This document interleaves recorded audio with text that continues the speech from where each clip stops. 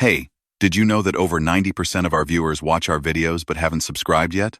If you enjoy these true trucker horror stories, make sure to subscribe and turn on the notification bell. It's free and really motivates us to keep the stories rolling.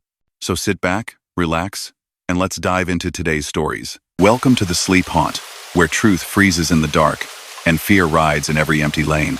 Tonight, we bring you 8 true, most chilling trucker horror stories, encounters from lonely roads, silent gas stations, and nights when the cold felt alive. Before we begin, we've set a goal. Let's reach 100 likes on this video. Tap that like button now and help us keep the wheels turning through the dark. And before we start, share your city and the time you're listening in the comments. Let's see who's out there traveling the night with us. Now, settle in, breathe slow, and listen. The road remembers everything. Story number 1. He was a patient driver with an even heartbeat, the kind who measured time by the rhythmic sway of a loaded trailer and the low murmur of the CB at his elbow. Miles of highway had made a map across his habits. Coffee at this exit, fuel at that town, nap beneath a certain cottonwood where the breeze played the tarp like a soft drum. He knew the pulse of the interstate the way a captain knows a coastline where it dipped low into fog, where the asphalt pitched up as though lifting its chin to look at the stars. The night he found the way station, he wasn't looking for anything except the next good stretch of silence. The air was clear, not quite cold, and the yellow bands of light pooled under sodium lamps like puddles from a rain that never fell. His GPS didn't say much at all. It drew a pastel line across the screen, let him follow it, and stayed politely quiet. The sign came out of the darkness as if it had been thinking a long time before stepping forward. Way station open. The letters glowed the color of faded corn husks. He didn't remember a station on this stretch, but there were always places that blurred together, towns that shared exit numbers, service roads that looped like handwriting, guardrails that remembered other names. He flipped his turn signal and eased across, feeling the trailer settle, the tires purling over rumble strips. No one spoke on the radio. Usually someone made a joke at this hour about scales being hungry or the DOT wanting to look into a man's soul through his fuel receipts. Tonight, static hissed like a quiet kettle. The ramp curved gently, banked just enough to make the headlights wander up the trees, and then it unfolded into a lot that looked very new and very old at the same time. Fresh paint on the lines, but it had that thin film that settles on places no one sweeps enough. Clean, but too quiet. The building sat square and sincere beyond the scale. All angles and glass, everything lit like a waiting room. He rolled onto the scale pads and watched the numbers flicker on a digital panel that made a faint buzzing sound, familiar, comforting. The green lights stayed steady. There was a painterly care to the way the cones were placed, each at the same lean, as if a careful hand had set them down and refused to let gravity have the last word. He pulled into the inspection lane because that's what the sign asked, inspections in lane 2, and stopped at the bright white line. The brakes took hold with that deep, soft sigh that lives somewhere between machine and animal. A man stepped out from the glass doors. He moved like someone who had always walked across the same tile. His uniform was crisp, the kind of crisp that suggests carefulness rather than vanity. The patches on his sleeves were a style he hadn't seen in years, a shield shape with block letters, the sort that had probably been replaced by something sleeker a long time ago. The nameplate said Wilkes. The fabric around it had faded just enough to give it a quiet shine. The man smiled without showing teeth and lifted a hand that did not quite wave. He opened the door and set one boot on the little step, letting the warmer air from the cab puff out into the night and disappear. The inspector's voice was clear and even, with the kind of courtesy that makes a person willing to listen twice. "Evening," he said, though the word had the slow age of 100 evenings in it. "Let's just get your numbers." There was no sense of hurry. The clipboard had paper with a blue tint, and the pen had a wire cap. He asked for the log, and the driver handed over his electronic screen, a familiar dance. The inspector looked at the device with interest but didn't touch it. "Let's write it," he said, not unkindly, producing a ledger with columns narrow and precise, as if neatness alone could keep a road straight. He chalked the tires. The white mark bloomed against the rubber, clean and perfect, a diagonal like the memory of a comet. Chalk in a world that expected sensors and scanners. The mark made him feel as if he'd wandered into an old photograph, and everything would continue to behave correctly, as long as he did not startle it. A second person appeared inside the glass, a woman this time, with her hair in the efficient twist of someone who wouldn't let wind have its way. She answered a desk phone that rang with the polite, bell-toned cadence of older rings. 2 notes. A pause. 2 notes. No one else pulled in. No one passed on the highway either. The station seemed to sit in a bubble. The world held at arm's length so the check could be done as if the night owed it a favor. They opened the trailer but didn't climb in. The inspector clicked a flashlight that gave off a warm yellow orb, rather than a harsh diamond-white beam. He peered in and nodded, as though he could see what he needed to see because experience let him, and experience never asked for more light than necessary. He asked the usual questions and the driver gave the usual answers. Everything was easy, and yet, there was a way the air felt as if it had been stored for later use, a little too still, a little too conditioned, like a room prepared for someone important, who never arrived. When they were done with the formalities, the inspector tore off a sheet and handed it over with the chalk still dusting his fingers. "Run the cut with your lights on," he said in a voice that dropped a key lower for formality, as though passing on the sort of advice that might get a person from one end of a night to the other. "Keep steady through mile marker 211. Don't touch the brakes." It sounded like superstition. But out here, the difference between superstition and wisdom is sometimes just whether a person had the luck to listen in time. The driver nodded. If a man like this told him to keep steady, he'd keep steady. He always kept steady. That was one of the reasons Miles trusted him. He eased the truck forward when the green light winked twice. He looked in the mirror and saw the chalk line slant like a soft seam. He wanted to brush it off, and then forgot the urge. Back on the main line, the station peeled away behind him. It didn't vanish. It simply settled behind the trees where it belonged, the building becoming a neat glow among the pines. He reached for the radio and turned the squelch up a touch, listening for laughter or complaints from anyone else who had been pulled in. The channel sounded like a summer bug caught in a jar. No voices, just that. He mentioned it to no one. The road ahead leaned into a shallow valley and climbed in its long, slow way towards something that looked like a hill but hardly deserved the noun. Mile marker 207. The night pressed itself flat against the windshield, like a companion who doesn't speak.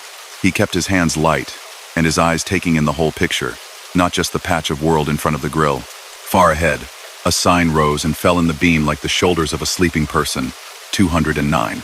A wind feathered across the cab, the kind that sneaks through weather stripping and makes itself a tiny home near a driver's ear. He checked the mirrors and saw the trailer following close and faithful, the marker lights yellow and unblinking, the chalk slant on the tires appearing in little snippets of reflection. He did not touch the brakes. It wasn't a conscious effort so much as the flowering of a decision already made. He held the speed where it sat, low and even, not slow enough to invite anyone to dance around him, not fast enough to make the engine sound like a story told too quickly. The cut announced itself first in the way the trees fell back a corridor of rock and dirt, where the earth had been persuaded to move aside and make room for something bigger than its own quiet. The headlights met stone. The rock seemed to drink the light for a second, and then return it in a paler color, as if it had been sitting there, dreaming of sunlight, and willing to make do. At 210, the steering wheel felt a whisper. The whisper became a thought whispering back, something like, "A hand is on the trailer." It made no sense. There was no movement, no push, no tug, but the sense of companionship a person sometimes feels late at night shifted and gained weight. He kept steady. He thought of the inspector's careful voice and the way the chalk had drawn a diagonal like a compass needle. Keep steady through 211. The road insisted softly that it knew how to handle this. A flicker passed to the right, not quite light, not quite shadow, something like the memory of both. It kept pace with him for 3 breaths, and then glided behind a boulder. His mind reached for explanations it could hold. A reflection of his own lights, a rider of wind, a trick of his tiredness. He had slept enough. He felt that true all through his bones. The CB crackled once. A single syllable not born into any word. It made him think of someone leaning too close to a microphone and thinking about speaking. The cut narrowed, and the shoulder pinched tight. The air took on a coolness that had nothing to do with weather, the kind that comes from stone holding its temperature in a way leaves and grass never could. His eyes didn't wander. He let them move the way they were trained. Mirrors, gauges, horizon, mirrors again, an inventory like prayer. He did not change his speed even though his foot begged for something to do, A tap or a tiny release, a nervous quiver that would feel like participation. He held his breath because sometimes doing something small satisfies doing something big. 2 pairs of lights appeared ahead, half hidden by a bend. They were low and tame. Parked cars? No. The color was wrong for taillights. These were amber. Unrelated to him. They belonged to a road crew. The cones appeared too, stacked and waiting along the right shoulder like a string of pumpkins. No people. No truck. Just lights, steady, patient, the way a place holds something in place until it is needed again. He passed them and felt a wash of relief that he would never confess to. At the exact moment the mile marker whispered 211 past the corner of his eye, the whisper on the steering wheel let go. He let himself breathe then.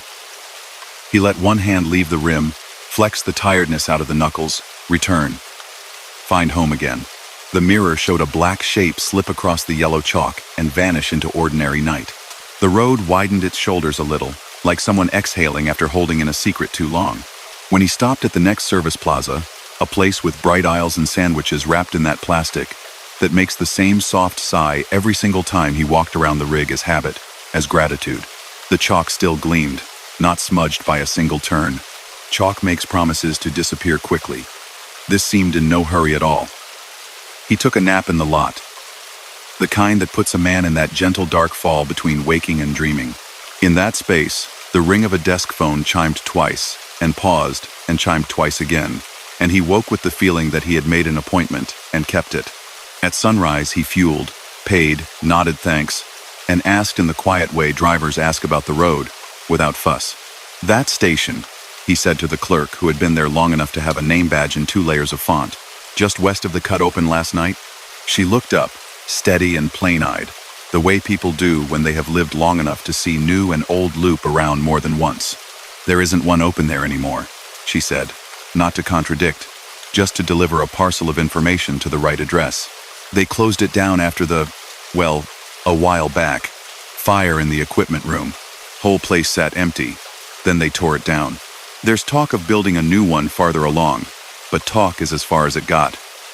She shrugged with that kind of sympathy the world sometimes offers without being asked. He wanted to argue without arguing. "Signs were lit," he said, as if repeating a fact would rewrite the world. She nodded slowly.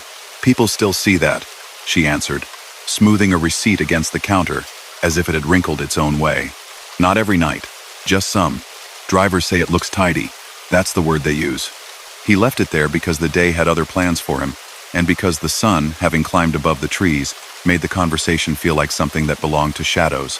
He forgot the way one forgets with purpose. The chalk didn't forget. The chalk stayed. That evening, he rolled into a real way station 2 states over, the kind with glossy posters about safety and a coffee machine that made a sound like a surprised elephant when it ran out of beans. The officer who stepped up had a new patch, bold and modern. The letters curved in a way that made them look faster than they were. She walked with a quiet, half-alert slant, someone who knew how to let a machine tell its story without interrupting it. After a moment, she crouched and looked at his tires. The chalk caught the light again. She stood, not spooked, but with the particular attention people reserve for things that have decided to be unusual. "You run through the cut at 211 last night?" she asked. The way she asked made it sound like a favor had been given, and she was making sure it ended up in the right mailbox. He nodded. "Very tidy station," he said, feeling the words tumble out because they belonged to someone else's mouth, and he wanted to see how they fit in his. "Wilkes," he added, because the nameplate had planted itself and refused to uproot. She looked past him, the way people look over a shoulder, to see if a story had followed a person in like a pet. "That's not a tidy place anymore," she said, almost gently. "Hasn't been for a long time. My dad worked with a man named Wilkes there once, years back. They used to chalk tires and write longhand. Dad said they took their time, more time than the world has now. There was a night he told it like a joke, but he never laughed where they kept the lane open for one fellow and sent everyone else on. Told him to keep his lights on through the cut and not to touch the brakes. Guy made it. Others didn't even know there was anything to make. Nothing happened. That was the point. He just made it." She didn't finish with any particular flourish. She just let the story park itself and idle. He heard the desk phone again in his mind. 2 notes. A pause. 2 notes. The chalk, he said, almost apologetically. It won't wash off quick, she said. Not that kind. Dad used to say if a mark showed up when it shouldn't, let it ride until the next rain that smelled like summer. Then it would know it was welcome to leave. She smiled then, not in a way that asked him to laugh, but in the way people smile when a thing makes sense to them, and they hope you'll allow it to make sense to you on your own time. That night, later than late, he descended out of a shadow of hills and crossed a slow place in the road, where fog settled like someone had poured milk into the valley. He flicked the headlights to low, then back, the way one does to say to a fog, I see you, and I'll treat you tenderly. Somewhere out there, a lot sat very straight and very clean, in a place that no longer held a building, and someone with a crisp patch and careful pen tore a page from a ledger that never notched its last line. On his tires, the chalk held on beyond what chalk should do, a diagonal mark like the memory of a finger pressed to his sleeve, a reminder that steady sometimes requires a witness. He didn't dream of phones that night. He dreamed of a line drawn across a dark board, white and uncomplaining, and of a voice that didn't raise itself because the words already knew where they needed to go. He dreamed of moving through a cut without touching the brakes in a world that asked people to brake for everything. He woke early, fully rested, and stood a while watching the world pull itself from blue into gray and from gray into day. Then he put one hand on the wheel, set the other clear on the shifter, and set off again. The kind of man who listens to a simple piece of advice, as if it were a song that repeats and grows more meaningful each time. The chalk left eventually, on a day when rain smelled like warm dust and far-off cornfields. It didn't smear. It didn't fight. It dissolved with courtesy, brushing itself off the rubber, as if making one last promise to show up when the road invited it, and never when it didn't.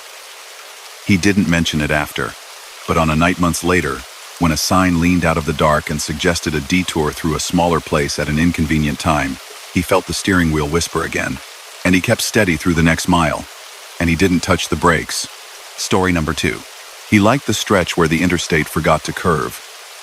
It ran straight as a chalk line across the plains, and the stars seemed pinned to it like labels on a specimen. The night was cool enough that the glass didn't fog, with a dry wind that made the antennas hum in a note too low to notice, unless a person had learned their truck the way a person learns the purrs and coughs of a cat. He kept his hands easy on the wheel, let the hum of the tires make rooms in his thoughts, and scanned the AM dial because the human voice made a good night companion, even when it wasn't saying anything a person needed. Preachers dipped in and out like buoys bobbing on an unseen water. Ball games still being described as if the inning could go on forever. Home improvement advice offered at 2 a.m. to someone painting a porch-by-porch light. The world was wide and he was in the thin ribbon of it that was awake. Static lived between the known stations. He knew that too. The hiss was like weather made of electricity. He let the knob slide slow, just enough to see if one of those low-power music shows would float up, something that played steel guitar at a pace that made a person drive a mile kinder. That was when a chime rose out of the static and set itself down as calmly as a cup on a saucer. 3 notes. Simple, warm. The sound of a radio studio that had carpeting on the walls to keep the echo down. A voice followed in a tone that felt like lamplight. Eastbound between mile 98 and 102, you're doing fine, the voice said without greeting or bluster. The words had no place to sleep except in the cab he sat in. That breeze at your mirrors is going to turn quartering. Let it brush you. Touch nothing. If the curtain behind your seat is buckled, leave it buckled. If it isn't, leave it alone. Take the center of the right lane stripe paint still bright there. He did not think of coincidence, and he did not think of fate. He thought of the way his curtains hung. He thought of the right lane stripe, which he had noticed earlier because the paint crew must have found a fresh batch to dip their rollers in. He thought of the wind at his mirrors because it had been at the mirrors, and he had filed that away without meaning to. Without meaning to, he eased the truck so that his right hood marker light hovered above the center of the bright paint and held it there like a coin balanced on a fingertip. Right after the Crestline overpass, the voice went on. Blip the lights to low and back, not for traffic. For the camera in the sky that never sees enough to be certain. Save a little effort for the ramp on the far side, somebody left sand up there. He could have said out loud that he didn't believe in this. He didn't say anything at all. The overpass fronts loomed dark and then pale as his headlights licked along them. He shifted his beam down and back again, the motion no one ever notices unless they are looking for it. On the far side, the on-ramp rose, and there it was. A dusting of what wasn't exactly sand, but it wasn't not sand either. A spill from a ready-mix truck or a load of grit that found freedom from its tarp. His tires went quiet for 3 heartbeats, and then found the ordinary aggression of asphalt again. The voice didn't explain itself. It wasn't the explaining kind. Next services, in 22 miles, it said. But not those. They're bright, and they smell clean. And they're not for you tonight. The vending lights don't hum, and that means their ballast is cold. Use the ones after the river. You'll know them by the mural over the entrance. Geese. In a V. He tuned a tiny bit to make sure he wasn't hearing something that had come in from his own head. The voice grew thinner, then plumper, and then sat again, clear enough to imagine that if he put his hand on the dash he might feel the words travel through metal as well as air. Rod, the voice said softly, as if a hand had moved a slider on a soundboard. Between the stations, the last on the dial, the first at your side. Night relay, mile after mile. Eastbound, keep a space open for someone who's not yet decided where to be. The logo made a kind of sense he did not care to interrogate. The next overpass bore a mural on the inside wall he had never seen before. Even though he had been across this map line enough to make friendships with its trees, it was no masterpiece, just a string of geese heads, the black and white arranged in a way that implied motion. He flashed his lights again without meaning to, and felt embarrassed for doing it, as if he'd waved to a painting. At a pullout ahead, a car sat with its hazards off. He would have missed it if the voice hadn't said, "Let your brake light talk just enough to wake him." He tapped a breath. The car's headlights blinked on as if someone inside had been waiting for permission to decide. The services 22 miles down rode up out of the dark like a cruise ship. Wide glass, neat signs, a row of vending machines that did, in fact, look too quiet. He had no proof that ballasts hum, but he had been in enough rooms at odd hours to know when electric things seemed to be holding their breath. He took the next set instead, not out of fear, but because the direction had come so kindly that refusing felt like being rude to a person who had no way to be anything but polite. On the way, he checked the strap around the spare tire cradle with his eyes. The buckle had settled as if the road had given it a back rub. At the fuel island, he set his hand on it and found one more click waiting. He would never have noticed. He would have only heard the new rattle and added it to the list of noises that mean nothing when a person knows the rest of the song well enough to hum. He asked nobody about WROD while he paid. He didn't want to give away the radio to ears that might decide to argue with it. Back on the interstate, the wind did what the voice had said it would do. It came across his mirrors and tugged the corners of his trailer in the way an old friend knocks gently on a door. He let it be. He didn't touch the cruise. He didn't touch the brake. The white line kept steady, and the hood marker hung over the stripe as if held there by a string tied to something in the stars. "Approaching Hancock Viaduct," the voice said later, when the road began to climb so slowly that he only felt it in the small muscles of his ankle. "Don't outrun your frame. Ease the engine, not the speed. There is a bus below on the service road. It will flash a light that isn't meant for you, and you will think it is. You will be fine. Keep what you have." He did as he had been doing, nothing extra. He saw the bus in the corner of his eye, an old one with a livery that had been rolled over again and again until it looked like a history book. A light blinked, gentle, and then didn't blink again. His heart did a jump that made him scold it. He breathed, and the jump obeyed and sat down. "Now," the voice said. "Count to 5, and check your right mirror only. You don't have to do anything with the information. It's taking care of itself." He counted. In the mirror, a coupe drifted for the span of a blink and returned to its lane, as if a ghost in the seat beside the driver had touched the wheel without needing to be thanked. He tried the CB then, not to report anything, but to hear if the channel had turned chatty again. It had not. Someone sang a line of something old, and then let the mic go with a sigh. The rest was that hush that fills things like fields and empty rooms, and the space under bridges. Between mile markers that had numbers he could have recited if someone had asked him at lunch, the voice told a story about a road that used to be under this road. The words were not meant to be a story, but that's how they came. It spoke of how the river ran wider once and more stubborn, and how a plank bridge used to cross it where the interstate simply leaped now. It spoke about grapes grown on trellis lines that went down instead of up, so that the snow would visit the vines and insulate them in winter like a well-stitched quilt. It spoke of a station wagon that had lived 50 miles from anything worth calling a station, and how, some windy winter, the radio in that car had picked up a signal from 1,000 miles away and delivered it faithfully until spring. He did not know whether to believe any of it. He only knew that the way the voice said trellis made the word feel like a person's name. When the causeway over the reservoir arrived, it announced itself by changing the sound of the wind. It was as if he had rolled from land onto the thin skin of something else. The guardrail flickered silver in the beams. The water below had stored light from somewhere and kept it the way some people keep holiday cards in a drawer. His knuckles wanted to feel the wheel end to end. He let them be hands instead. Middle of 3, the voice said, and he understood without any picture to tell him what was meant. The lane painters had been generous with guidance here. 3 faint lines where one would do. The newest bright, the oldest a rumor, the middle like something learned in childhood and remembered without effort. Hold 49, not 50, not 48. The gust favors 5s this hour, and for the truck behind you, it will want to come by, and it will mean no harm by it, but not before the second seam. You'll hear it in the thrum. His foot found that minor adjustment that turns numbers into obedience. 49 made a shape in the engine's tone that felt sustainable. The first expansion joint on the causeway thumped, and the second thumped, lower, and after that the truck behind eased left with courtesy so precise it felt rehearsed. In his mirror, the passing rig wore a paint scheme he remembered from the back page of magazines that had long ago given up their paper for screens. The passing driver kept his hand low on the wheel, and nodded once in the way drivers used when they wanted to say 2 things at once.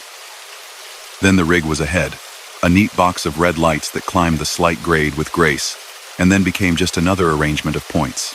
After the causeway, the hills came in a series of whispers, rising and settling and rising again. A barn stood on one. Its roof replaced one section at a time with sheets of metal that glowed different colors as they caught the welt of the headlights. He knew this part of the country held empty houses politely, the way neighbors hold a key without telling anyone. He did not think about houses. He thought about the word seam, and how a road is a garment stitched endlessly, wearing out and being mended in millions of little places that most people never notice. Detour sign ahead, the voice said. And even before he saw it, he felt the bright rectangle waiting with its arrow like an instruction written by a person in a hurry. It's real. It's there for tomorrow. The equipment will show up at daybreak. It got excited and came early. You can pass. Stay in your world. Follow the cones as if they are listeners. The sign waited, the arrow commanding and cheerful. Cones were stacked at the shoulder, tidy, unspread. He kept on. No one minded. The wind turned its head and then forgot what it had been about to do. He felt in his bones the way one day becomes another, with only a sigh to mark the exchange. He lost the station for a while. It happened quietly. The chime did not sound. The voice did not say a thing about how well he was doing, or how a man could tell the temperature by the smell of a fence line at 3 in the morning. The dial grew all hiss and scratches that came and went in little friendly burps. He almost missed the talk until he realized that the absence itself had become a sound. And then that sound, too, left. He drove like he had before radios, by the feel of tires, by the way the mirrors seemed to sigh with him. When WROD returned, it did so in the middle of a sentence about rest areas that do not gather leaves in their doorways. He felt like someone who had come into a room where a story had started, and no one minded to begin again. You didn't go in at the bright one, the voice said, not praising, just putting history in its proper drawer. Good. The coffee there is fine. It isn't yours. The next one is yours. The mural doesn't look like geese when you're tired. It looks like arrows pointing out. When you come to the door, use your palm on the handle. If you use your fingers only, the metal will feel colder than you like. It described a woman behind a counter who would have 3 pencils behind her ear and not be able to find a single pen in the drawer. He saw her before he met her. He had nothing to ask her except for the total and a receipt, which she wrote twice by accident, one on the back of the other. He took both because someone else might want the extra. There was a trucker at the counter with a beard like winter weeds. He spoke softly to the clerk, and thanked her as if the coffee had come straight from something he held dear. Outside, the rigs idled in a choir. He ran the edge of one finger along the seam of his trailer door, as if he could read the night there. He didn't talk about the radio because he still didn't want to. It seemed too fragile to hold up in public. He kept the receipt with its writing twice, and put it in his pocket behind the other habitually saved papers of Miles. On the road again, the voice in the dash returned like a friend, settling back into a seat. "There's fog in the low fields," it said. "Not yet. Ahead. It will feel like you imagined it without explanation. You will be tempted to talk to yourself when it arrives. Let the temptation go. The fog is shy. It moves best when no one speaks." The fog lay ahead like a river turned inside out. He met it without surprise. He did not talk. He quieted his mouth and his hands, and even the movement of his eyes. The white edge line held bright where water hadn't already gotten its fingers into the paint. He followed the right line, then let his attention choose the left when it made more sense. His speed did not change. He let the world come to him at the pace it needed to. In the fog, sound behaved like someone gathering up armloads of blankets, muffled, efficient, something like love. "Now," the voice said when the fog thinned, "you're going to see a sign for a town that's no longer going to ask for you. The exit would take you there if you let it. Do not be angry at it. It was built by hands that are no longer required to build. Every road has its sadnesses and its joys. Keep moving." When the sign came up, the town's name felt like a nickname someone had used long ago and not often. He thought about it later and could not remember the syllables. He remembered the shape of the letters because some of them had a little lean, as if the person who posted the sign had had a long morning. There was a point where he thought it would feel right to ask the voice a question. He didn't know how to address a thing that existed only where sound had been given space. But he tried anyway. He whispered, not wanting to embarrass himself by finding out that he was somehow on the wrong side of a two-way circuit. "What are you?"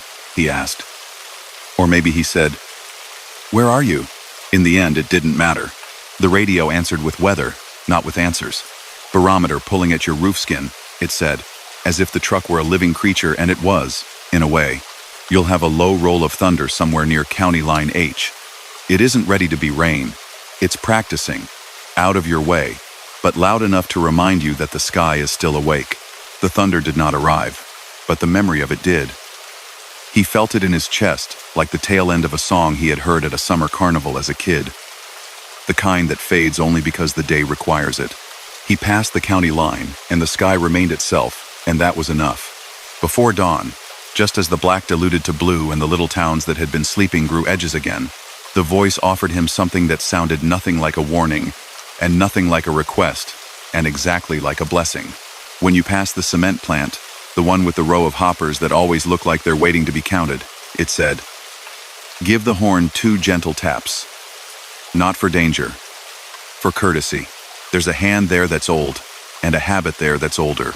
It will answer in its own way. Nobody will hear but you. That will be enough." He did what was asked. The horn startled no one. The place looked as it always did, pale and efficient, like geometry that had chosen dust as a middle name. He thought he imagined the faintest reply, a small echo that bounced once and found him again, and then decided to be satisfied. He smiled without meaning to. At sunrise, the station found a way to say goodbye that did not draw attention to the fact that it was saying goodbye. "Sun's up over mile 132, the voice said, and there was a kind of soft applause in the way the words brushed the numbers. "Rod will be where it is when the sky forgets its colors again. If you find yourself between stations, you know where to listen. Leave your left mirror a breath open for company, even when there is none." Then the chime ran backward, or it felt that way, 3 notes unstacking themselves neatly.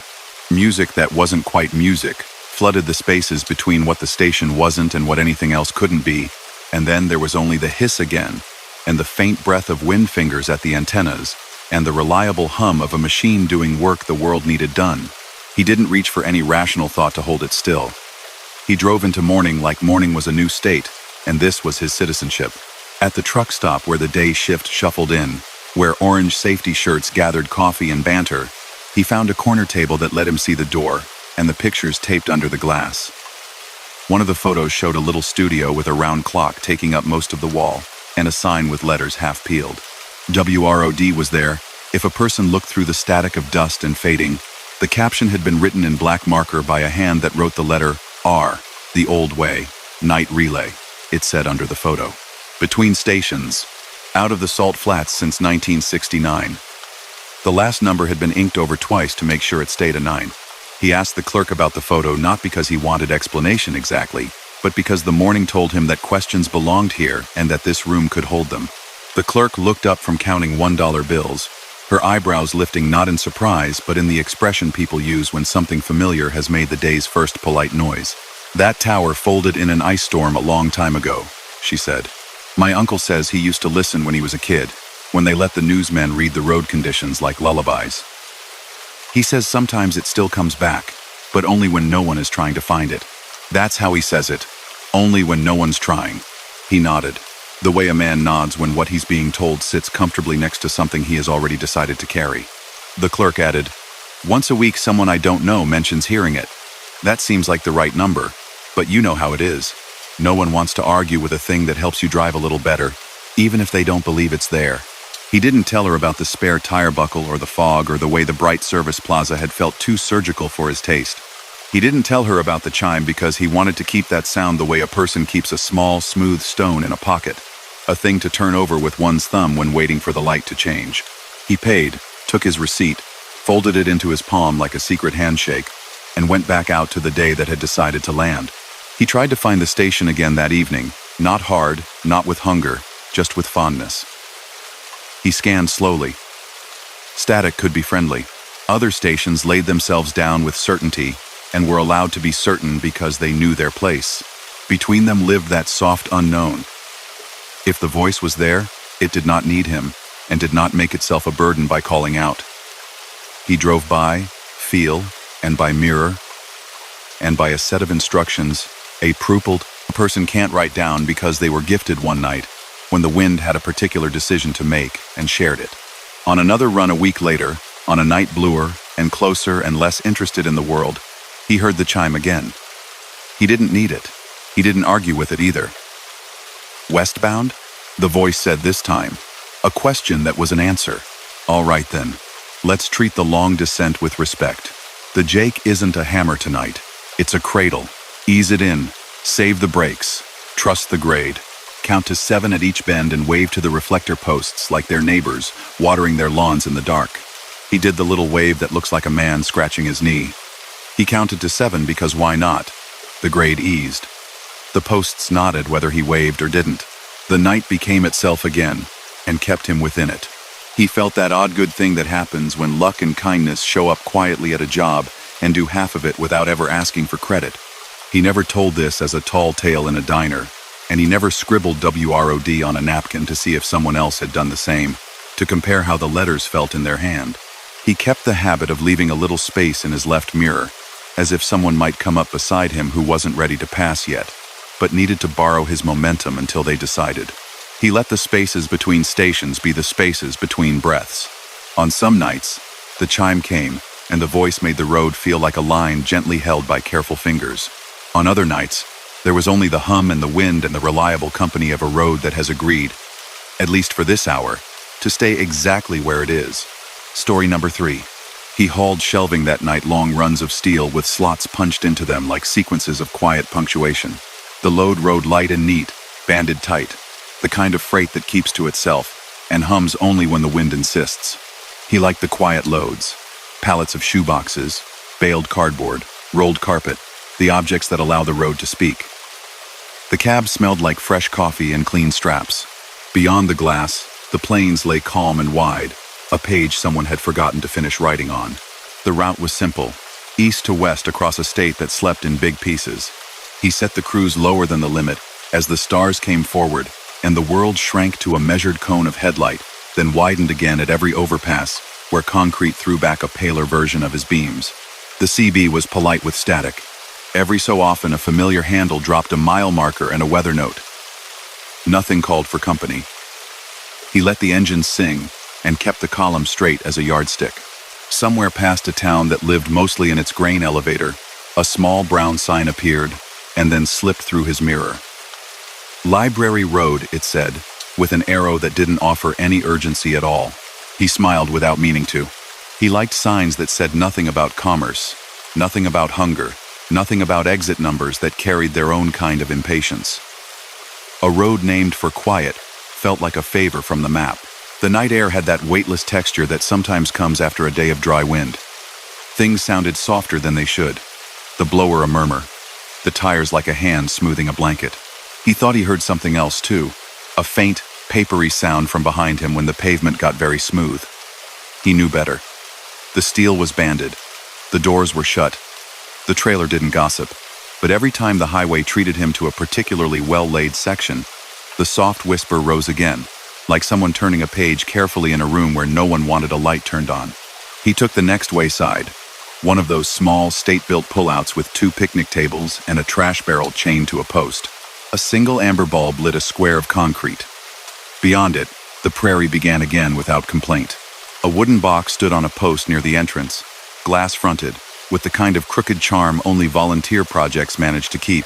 He set the brakes, stepped out into air that figured it was late enough to be honest, and walked over to the box. A little door creaked. Inside, a few paperbacks leaned on each other. Between them lay an old due-date card, the stiff kind with a grid of dates in faded ink and corners soft from 1,000 fingers. Someone had written above the grid in tidy blue fountain pen script, "Return by dawn." It made him smile again, the private kind reserved for good jokes no one else had to hear. He set the card back where it had been, then reached instinctively to straighten it and left it crooked, feeling suddenly that the box liked its own arrangements. Back at the trailer, he gave the straps a handshake, felt the corners, looked for any mischief. Everything answered him with calm. The whisper was only the whisper of a man noticing that the night has a vocabulary and choosing to hear some words and not others. He climbed back into the seat and let the door pull the warm air in and close. The highway found its rhythm again. The stars dipped lower, the way they do when a person is counting on them to stay patiently overhead. A thin stripe of cloud lay across the west like a shelf. In the mirror, the wayside light became a small coin, and then a smaller one, and then memory. The labels taped along the steel in the trailer had been written by a careful hand. Aisle A, Bay 1 through Bay 16, then Aisle B, and so on, with odd little notations in parentheses. Juvenile nonfiction, biography, local history. He had read them when he loaded because words are companions, even when they are only there to tell you where to put a strap. Now, for no good reason at all, he noticed that the green numbers on the mileposts were slipping past in a way that sat next to those labels in his mind and looked right there. 398.2 he didn't see. He laughed at himself for even thinking it. He saw 220, and then 219, and then 218, and the numbers felt as plain as fence posts. The whisper deepened when he crested a hill and saw the faint orange clutter of nighttime roadwork ahead. Cones arranged themselves in rows like careful thoughts. A truck 2 lanes over blinked first with courtesy and then, unsure, with need. Signs declared a detour that began tomorrow, and the arrow lights waved their amber hands like someone not yet ready to lead a dance.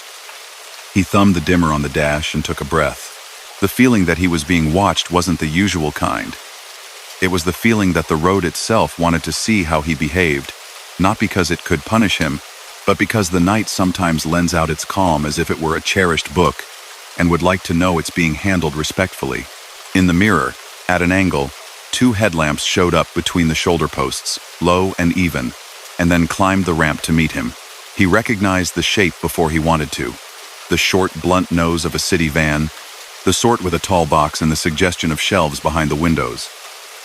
As it tucked in behind him at a courteous distance, a green script on the side caught a lick of his light. City Bookmobile, it said, with a painted seal that must once have looked official, now dulled by years. In the rear window, someone had hung a sign neatly printed. "Quiet, please." He laughed once, nervous and warm. The van kept its place. It neither pressed nor lagged. On the CB, someone mentioned wind up near the county line, and then coughed to clear a mic and didn't speak again. He told himself that small towns keep their old vehicles. He told himself that volunteers take them out during festivals. He told himself that anything that shares a road also shares a time. He didn't mind the company. He didn't speed up to test it. He let it be like he let the radio hiss and the gauges glow, and the white paint lie steady under the hood. Approaching the construction, the van's low beams stroked the pavement behind him and made his trailer seem transparent in their reflection. The cones were rigid, the arrow boards indecisive. A sign announced "Lane ends ahead," with a confidence that didn't match the emptiness of the lane. He saw where the barrels leaned a little more, where the blacktop had a slightly shinier seam, where the skid marks bent toward the left, as though the last 1,000 drivers had written a note in the road's margins. His hands were steady. The bookmobile blinked once, left signal, right signal, left again as if it were practicing. He followed the seam through the maze and found himself on the far side, as if he had read a paragraph he thought would be hard and discovered that understanding it was only a matter of not rushing. After the work zone, the world returned to its original size. The van kept behind, patient and exact. On a long straight, the windmills were statues. One turbine in the row slowly turned, as if to check whether anyone was paying attention. The whisper from the trailer returned just a sound. Only that, and he thought of all the hands that had put books onto those shelves over the years, and all the hands that had taken them back down, and the soft sound of paper being part of a person's night when they couldn't sleep. At the top of a low grade, fog began. It gathered first in the hollows like breath on winter glass, and then, without a fuss, laid a ribbon over everything. The white edge line curved into gentleness. He turned the fan to the windshield and let the defroster make that bottle glass sound. The bookmobile's lamps were a pair of steady coins in his mirror, no more and no less. He threaded the fog by habit: look near, look far, look near again. In fog, the road is the only story. A narrow bridge lay ahead, trussed and neat.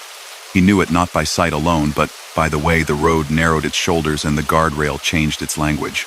As he drove onto it, the decking made a low flutter, the way thin pages slap lightly against each other when someone flips to the back of a book to see how many chapters are left. The sound pacing itself, consistent as breath. He thought of hands again, and of quiet rooms, and of how bridges and libraries both hold weight without showing off about it. On the far side, the bookmobile lifted out of the fog after him and then, on a stretch of wide, unbroken pavement, moved to the passing lane with the diffidence of an older person stepping off a curb. He gave it the space. It came alongside slowly, windows glowing with warm, low light. He glanced just long enough to see that the shelves inside were indeed real and not a trick of reflection. Spines the color of faded fruit, labels typed with a machine that made letters with soft edges. The driver was a silhouette in a cap, both hands on the wheel. Something leaned on the dash.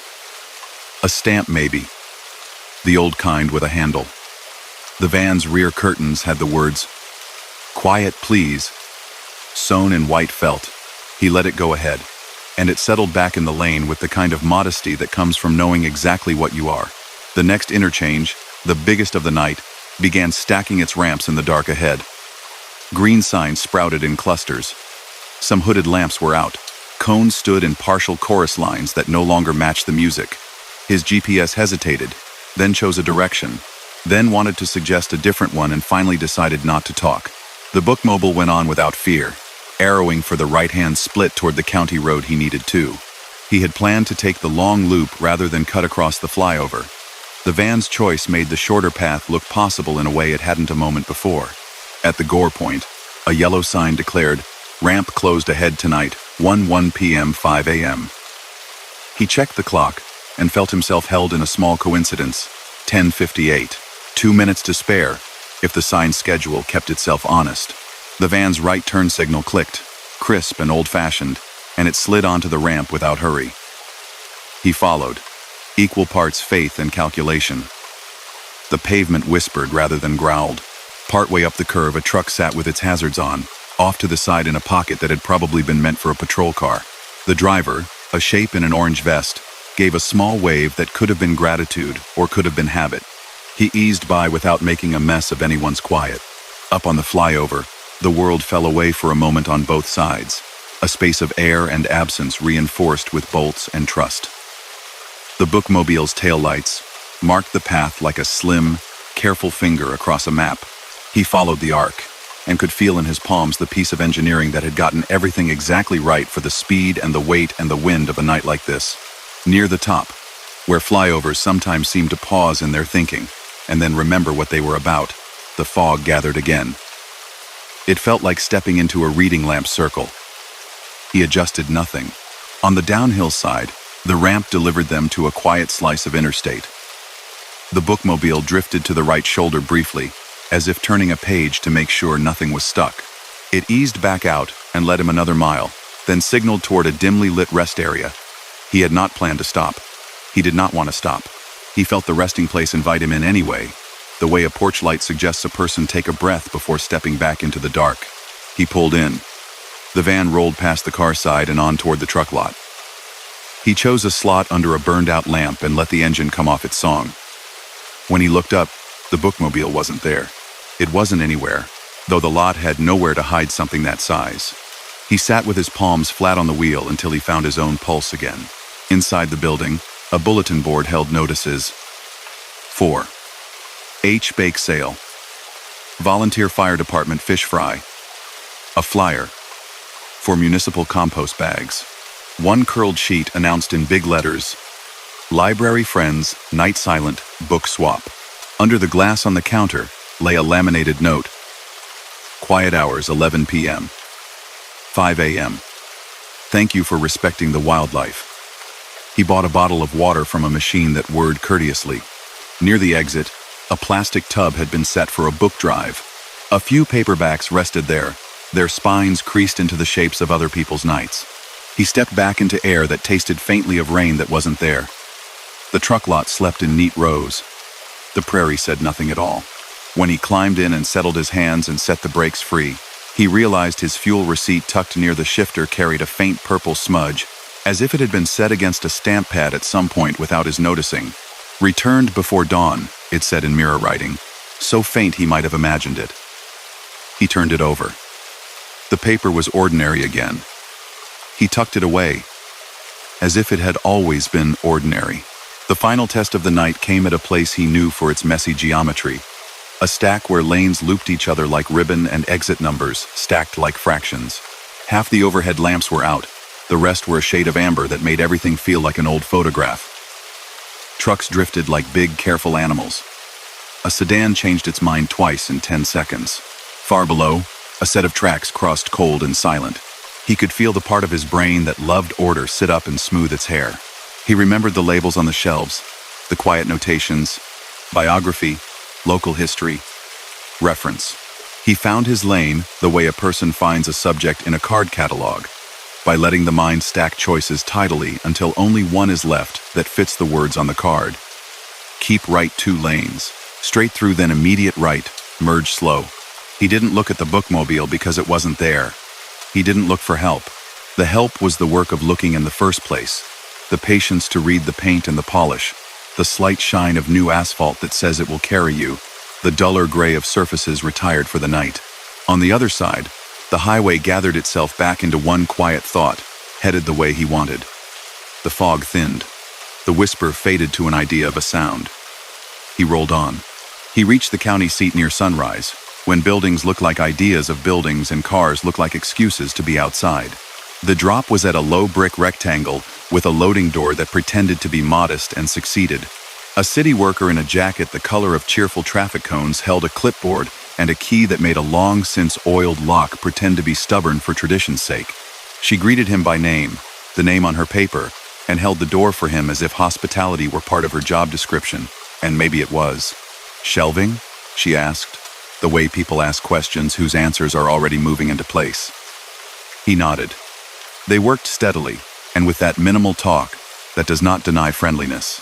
Inside, the air had a hint of dust and furniture polish, and whoever last cleaned the carpet had used a product stubbornly determined to smell like lemons. You ever still run a bookmobile out here? He asked when the papers were signed. The question slipping out like something absent-minded, harmless. She smiled and tipped her head. Not like we used to, she said.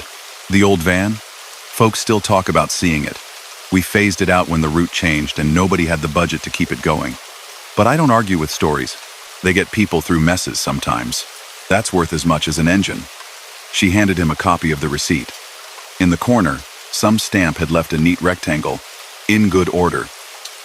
He hadn't seen her stamp it. He didn't make a fuss. Outside the building, near a bench, a weathered little free library stood, the twin of 100 others. He opened the door without intending to and found, lying on its small shelf, a due date card like the one he had seen in the wayside hours before. The grid of dates was empty. At the bottom, in tidy blue letters, "Thank you for returning quietly." He slid the card back, feeling suddenly and strongly that he was a person being trusted to put it exactly where it belonged. He fueled on the way out of town. The pump clicked off like a punctuation mark. At the counter, the clerk asked if he wanted a car wash code habit, script, and when he declined, she smiled anyway. The day lifted itself onto its feet. The road ahead had edges again, and the sun started to remind the paint of its purpose. He went west a while longer, then north, then into a wind that felt like new weather. Birds made brief decisions above the fence lines. He left the night behind the way a person leaves a library when the lights blink and the announcement says gently that it's time to go. He knew he'd carry the hush with him. He knew he'd dim his dash when he hit fog again, even if there was no van behind him and no stamp on his slip. He knew that if he saw a brown sign for Wuntran Sis, Library Road someday when he didn't expect it, he would wave to it in his mind like he waved to the folks on porches on his childhood block. And he knew that on some night when the whispers rose from the trailer on a stretch of perfect pavement, he'd let them be what they were, the sound of order keeping a person company. Ahead, a long straight reached toward a horizon that promised more neat miles. Behind him, somewhere, a small square of glass swung slowly shut on a wooden box, and a hand that belonged to no one he could name smoothed a crooked card and left it crooked again, because that's how the night had decided to remember it. Story number 4. He hauled produce across the foothills that night, the kind of load that announces itself only by the soft, even hum of the refrigeration unit steady as a cat's purr, content to do its job and not be thanked. The air in the cab carried a faint suggestion of citrus from the boxes somewhere far behind him, wrapped tight and labeled with tidy barcodes. He liked runs like this. Simple, quiet, the kind that let the road be the main character while he played the part of someone grateful to be invited along. Up ahead, the interstate pulled a silver line across dark hills, cut by creeks and old stone culverts, into a region where towns perched on ridges and the moon, when it felt like participating, seemed to roll alongside the truck like an understanding friend. The route shifted from wide lanes to a corridor that felt as if it had been drawn with a careful pencil. To his right, for long stretches, a service road shadowed the highway. It didn't behave like a modern frontage road, full of turnoffs and gas pumps and hand-painted fruit signs. It ran straight for too long and curved, with a stubbornness that suggested it had once been something else, something older, and had reluctantly accepted asphalt over ballast.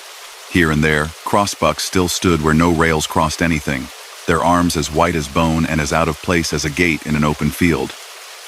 Retired, but not forgotten.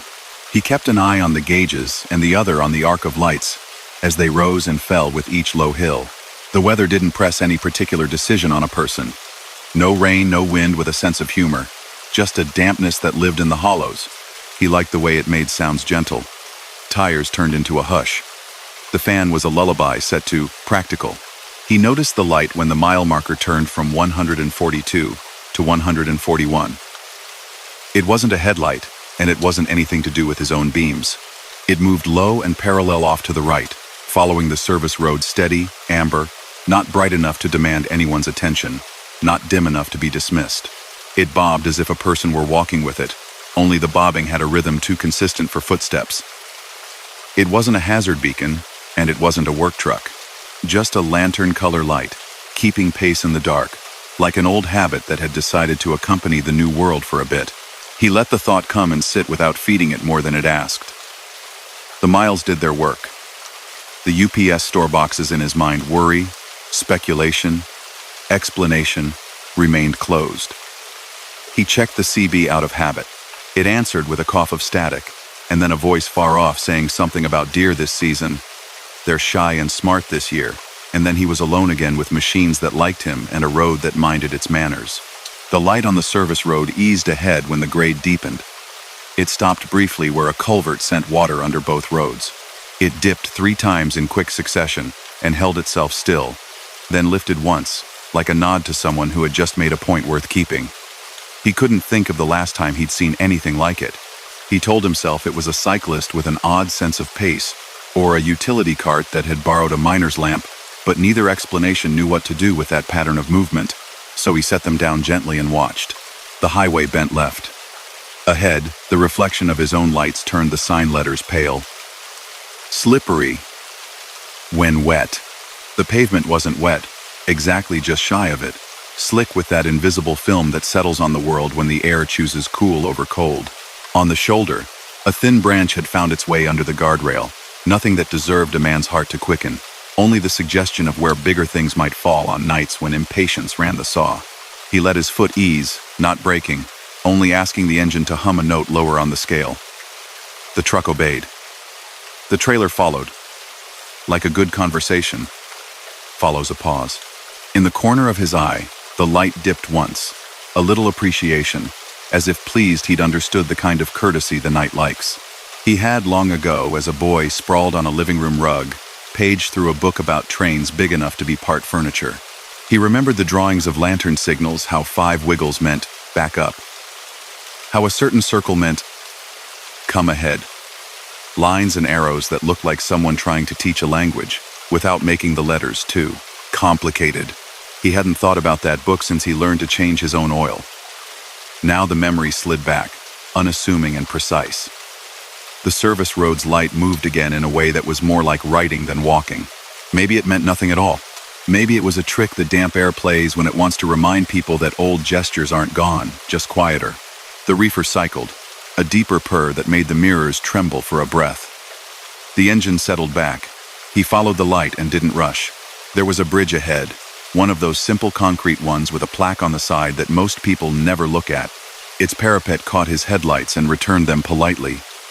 The decking made a subtle flutter under the tires, like fingers brushing pages. The amber glow on the service road matched his speed to the 10th, too close to be coincidence, unless coincidence had been practicing. Past the bridge, a turnoff appeared with a hand-painted sign pointing toward a burg that had given up on its population number and simply wrote its name large enough to look friendly. On the far side of the intersection, an old building sat with a false front that had once tried to make it seem taller or more successful or both. The paint over the door spelled out Station House in a font from another decade. A panel leaned in the window, a chart of hand and lantern signals, yellowing but clear. He caught it for a moment in his beams, and then the road took it away and kept going. The light on the service road dipped 3 quick times again, and then one slow. He found himself counting along without thinking. He kept his lane centered on the bright paint. The night didn't mind his company. He liked that feeling. Farther on, the interstate climbed to where rocks shouldered close to the shoulder, and men had cut shelves into the hillside, as if persuading the mountain to make space. A sign began a conversation. Road work ahead. He thought nothing of it until the next sign, less patient, said ramp closed 11 p.m., 5 a.m., and the arrow board made a little amber waterfall in no particular direction. He checked the clock. The numbers were not arguing. They were what they were, and what they were said he had a handful of minutes left if the schedule kept its promises. Cones stood to the side in stacks like polite traffic waiting to be called forward. The lantern on the service road came up even with him, and then moved ahead until it reached a point on the hillside where the old grade and the new ran closest together. It stopped, lifted, swayed left to right once, and then hovered, as if undecided. He felt the swell of a pilot car without there being any vehicle at all, and the thought came with such comfort he swallowed it before it could become a story. Without making theater of it, he eased into the single lane the signs implied, but did not explicitly promise. The barricades arranged themselves just enough to let a careful driver through. He behaved like a careful driver and left the rest to people far away who had already done their work during daylight. The tight curve brushed the trailer close to a rock wall that had a white scrape at bumper height from someone less patient last week or last month. He set his hand low on the wheel and listened to the weight speak in its simple, honest way. The amber light bobbed at the far side of a wedge of trees, and then reappeared where the service road crossed a cut reeking faintly of creosote and wet earth. He had no business seeing it from both sides without a break in between. He saw it anyway because the night was feeling generous. He paused at a wayside so small it seemed embarrassed to have a tuck-in off the main line. The light paused too, or else the evening arranged itself to seem that way. The reefer clicked back into its lower song. A creak muttered, its voice shaped by stones. He didn't get out. He didn't need to. He put a palm briefly to the dash, not to believe anything new. just to remind himself that he and the machine were on the same page. On the far side of the lull, a string of reflectors vibrated on their posts, as if the night had taken to plucking them. A low valley opened. In it, fog braided itself neatly between fence lines, hugging the ground like someone keeping a secret. The lantern's color found itself in the fog's edge, and made a little room for his lights to live in. He left space behind his thoughts, and let the road fill the space with what it needed to.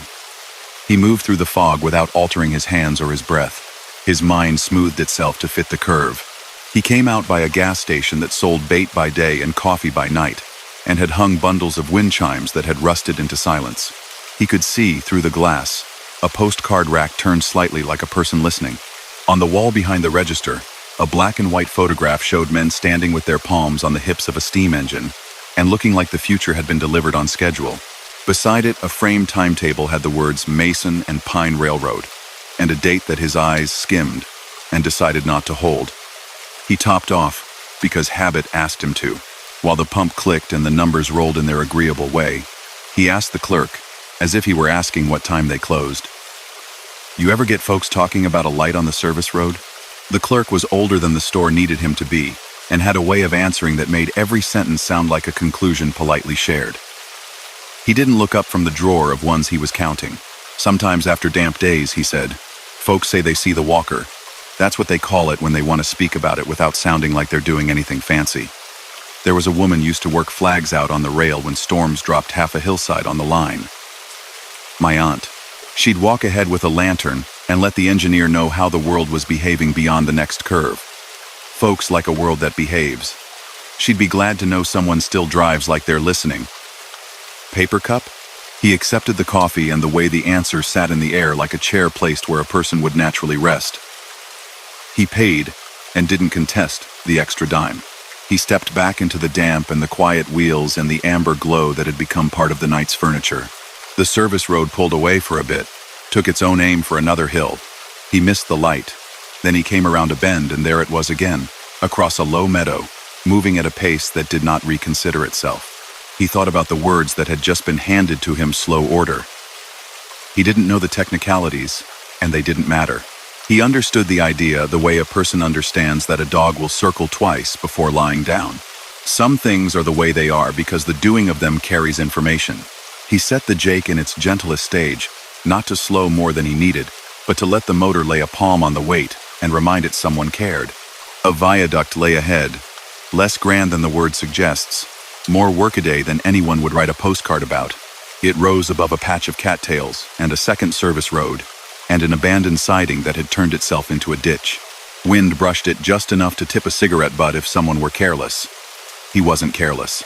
He kept the line where it wanted to be, and the light stayed in the corner of vision he had trained for things like this, the corner that notices without jumping.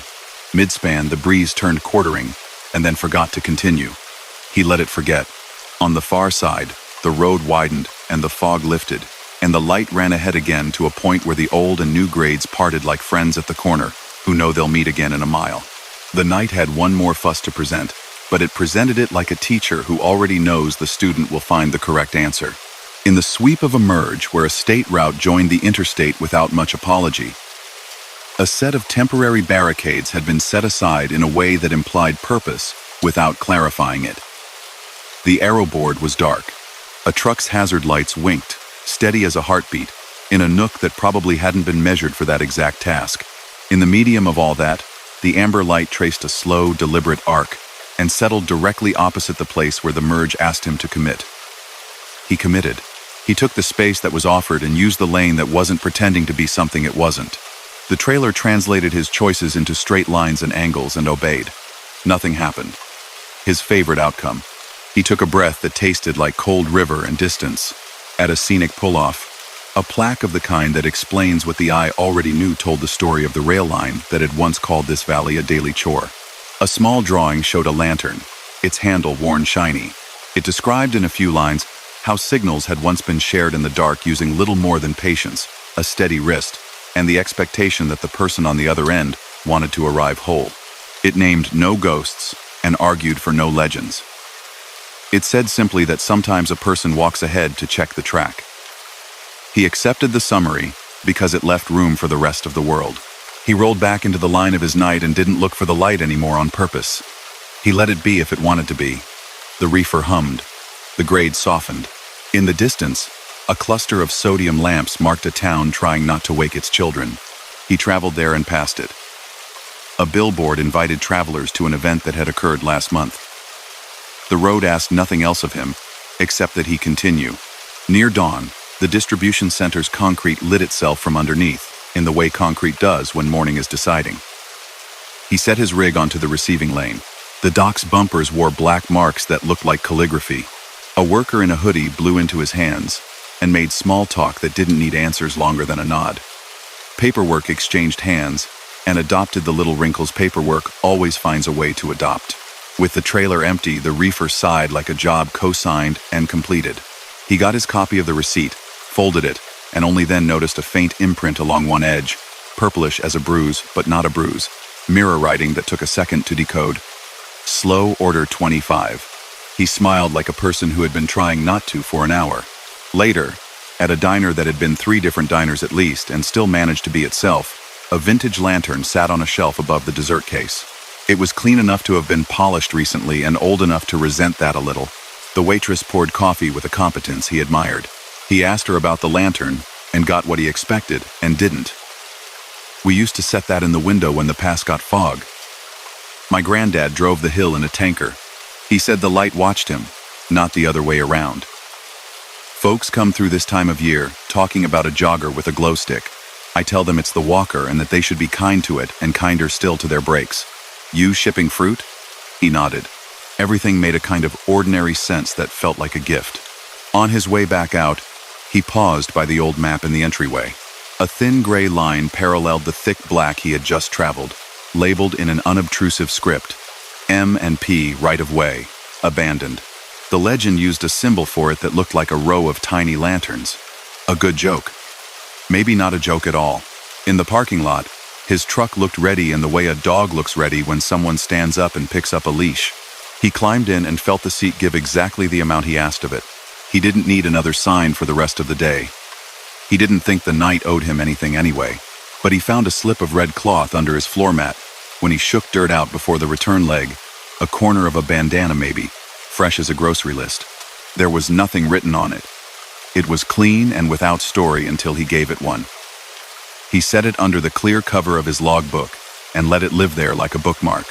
Now and then, on roads that had reason to be careful, he caught sight of that low amber moving where the old right-of-way and the new pavement came into agreement for a minute or two. He didn't chase it, and he didn't look away. When it dipped 3 times and lifted once, he treated the next miles the way a person treats a well-loved hardcover, with hands that know which pages benefit from turning more slowly. When it wasn't there, he imagined it could be and drove, like someone was walking ahead anyway, steady, attentive, and grateful for the quiet weight that holds a road in place. Story number 5. He hauled boxed fixtures that night, tidy crates of track lighting and dimmers bound for a renovation on the island. The bill of lading mentioned the midnight ferry as if it were a person to be respected, and he kept his schedule with that in mind. The road to the terminal skimmed along a salt bay, the water black and confident under a sky that refused to give away its stars. Wind carried the faintest tang of brine. The tires took on a softer hum near the shoreline, the way sound changes when it discovers open water. He liked the quiet rules of ferry nights. Arrive early, idle low. Mind the deckhands. They run the world between land and not land. The terminal lights spilled in long amber stripes across wet concrete. Seagulls tucked their heads into their shoulders and stood like punctuation marks along a rail. He rolled into a lane where a sign, cheerful in daylight but stern at this hour, read, "Wait for direction. Do not release brakes until signaled." Underneath, a smaller placard had been bolted on recently. 2 short lines. 2-horn departure.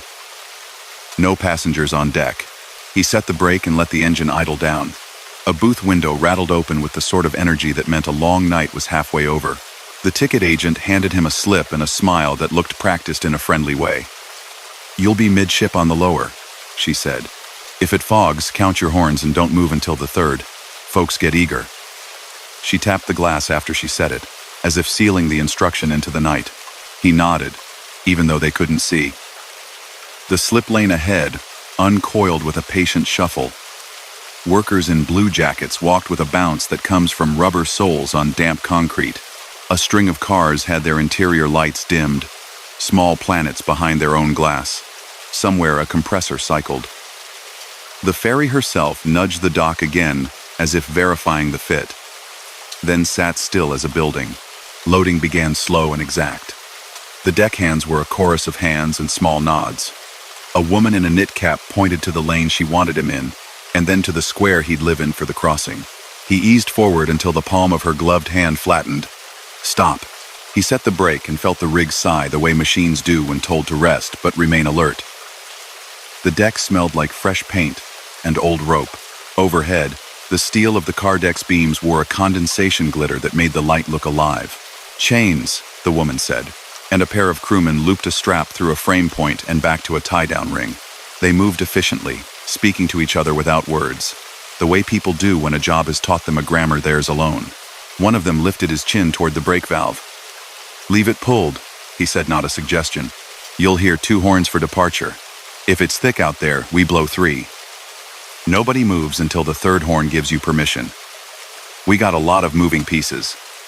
Best to let the horn keep time."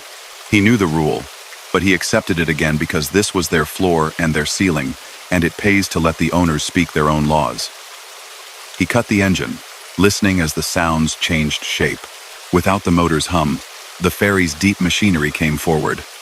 A low whirring, a steady throb from somewhere behind a wall, voices drifting, the slap of line against bollard. The ramps clanked home. The loudspeakers popped for a breath, and then offered the captain's courteous announcement, the words careful, as if carried in both hands. "Crossing will be 49 minutes. Remain with your vehicle. No smoking. No movement until signaled. Thank you for your patience." The ferry pushed off. The first horn hit the steel in a way that made everything in the hold recognize it. He felt it through the wheel, in the pedal, along the floor. It wasn't loud so much as authoritative. The second followed, a brother to the first. The deckhands finished their sweep and vanished up a stair, their boots tapping a pattern that receded like a memory. The doors clanged shut. The world became water, steel, and the inch of air in the cab. Fog met them at the mouth of the bay. It came without performance, a white quiet that felt deliberate. The ferry's hull found it and leaned into it, the throb of the engines adjusting to a slightly different resistance. The overhead bulbs seemed to hum more intimately. Something tapped the chain once. It could have been nothing at all. It could have been only the ferry breathing. The 3rd horn came late, later than he expected, as if deliberation had been called to the deck. It rolled down into the metal space with a size that didn't require volume to be felt. A silvering of moisture slid down the inside of his windows. He watched the bead lines move, as if someone tilted a book carefully to let the light hit the page. Outside his door, footsteps stopped. A voice low and precise said, "Hold." He had no intention of doing anything else. A sedan 4 vehicles ahead clicked its ignition into life in the same breath. The voice moved on and made a polite scolding sound with a whistle. The ignition clicked back. A hand appeared in the sedan's window, apologetic and sheepish despite the shadows. The long room settled into acceptance. The ferry moved. The foghorn pattern settled long, patient, a call and response between steel and night. He let his shoulders drop and tried to empty the part of his mind that liked to worry about things no one can control. Somewhere above, scuppers gurgled a little where water found its way off the deck. Metal expanded and contracted in contented ticks. From the floor beneath his boots, gentle vibrations rode a harmless Morse through the soles. He found himself translating them into nothing useful, and liking that very much. A faint click hum tapped at his passenger side chain, as if someone were checking the tension. He looked over. Nothing moved. He turned his head back and saw, in the half-reflection of the side window, a shape standing just outside the beam of his cabin light. Blue jacket, knit cap, hands tucked under armpits against the damp. The shape nodded once, as if to confirm the strap had been done right, as if to say, "We're okay." Then the ferry leaned into a turn, and the reflection became only light again. He rubbed his forehead once and felt silly for rubbing it. The ferry's PA sounded again, a friendly correction dragged from old habit. 2 tones this time. Remain with your vehicles. There will be an additional horn before ramp down. Please wait for the third horn. He looked at the placard on the pillar nearest his bumper. 2-horn departure, it said. Nothing about arrivals. He smiled and let the contradiction keep itself company. The crossing took on that timeless texture of a night where distance is shorter than thought. He watched drops form along the weather stripping and fall to the floor in slow, dignified succession. Through the gap at the bottom of the door, a bit of spray found its way inward and dried into a crisp salt outline, the way sea places leave small signatures behind. He exhaled and felt the air come back to him slightly cooler. He did not fall asleep. He balanced on that edge where a person watches their own quiet and chooses not to step off. Near the far shore, the horn pattern changed. One long held longer. The ferry straightened. He could feel that. The captain's voice returned, softer. Approach is clear. We'll blow once for the crew, twice for the pier, and a third for the deck. Hold your brakes until the third horn, then await direction. It felt like a ritual more than a rule, and ritual has a way of settling things. Somewhere ahead, a clatter of chains and voices. The ramps prepared themselves. The ship's beams shivered as hydraulics engaged. He listened for the horns more than he watched for movement, his eyes a courtesy to the ears. The first horn came, brave and restrained. Then the second, then a space measured enough it could have been counted. The third came down like a gentle stamp. A deckhand's palm appeared in front of his hood.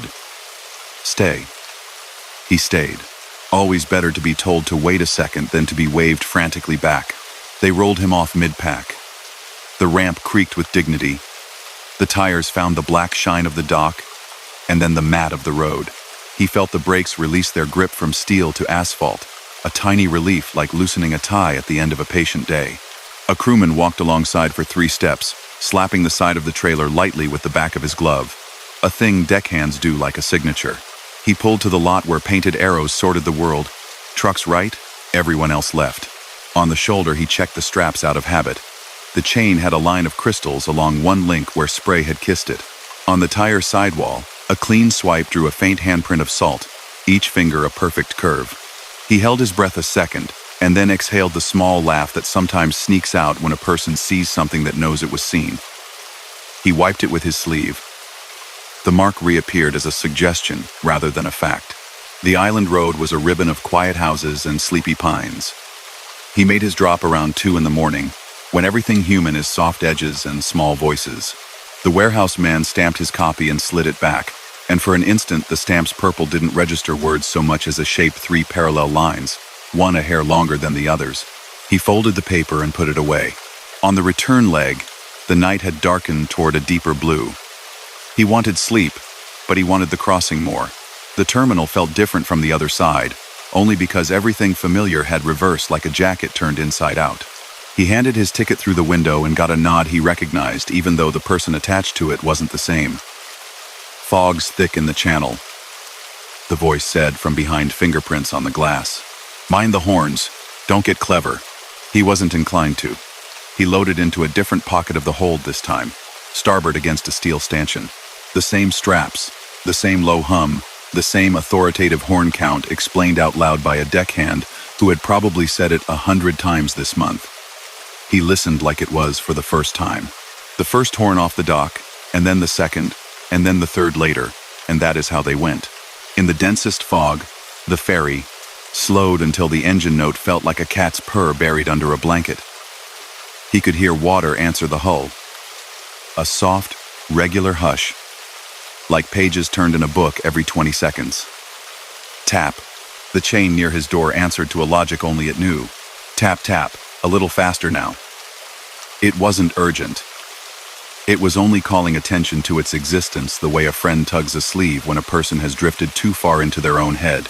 He looked in the mirror, because habit has 1,000 uses, and saw through his own reflection the gentle glimmer of another grill opposite his with his own make and model shape, his own roof marker lights, a twin at a slant. For a second, the brain did that thing where it walks into a room and forgets why.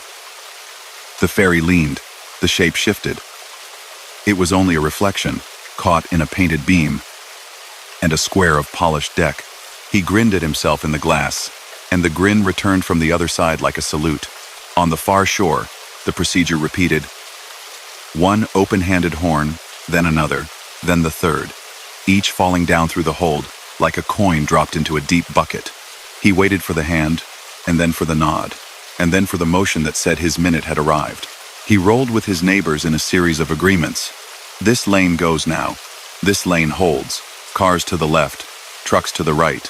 At the ramp, the hand that waved him was gloved in blue with a pale stripe across the back. The deckhand was no one he recognized and someone he felt he might anyway, in the way jobs produce faces that look like other faces. The dock traffic flowed easy. He pulled to a stop under a light that hummed with a pitch the mosquitoes had accepted for their own amusement. He took a breath to reset. The night smelled like stone and sea and a little of diesel, not enough to make a person wish for anything else. He looked at the tire where the hand had been. The salt prints had ghosted back not as a whole hand, but as 4 curved lines, side by side, like the impression of a comb drawn once through powder. He tapped his thumb against the sidewall, slight and respectful. The chain at the deck somewhere behind him gave a sound that could have been the distant answer of a tiny bell. He put his hand on the wheel and felt silly about that again. And also good. At the diner up the hill, a bulletin board held Polaroids of people with fish they had persuaded to come to dinner. The waitress kept her pencil behind her ear. He asked about the horns in an idle way. She tilted her head like the question belonged to a fond category. Old boats used to do 3 on both sides in fog, she said. Newer ones went to 2 off the pier, then 2 more at the ramp. The crews still say 3 so people don't jump the gun. Last thing we need is someone rolling when the chain isn't ready to mind them. You, from the mainland? He nodded. Then you know.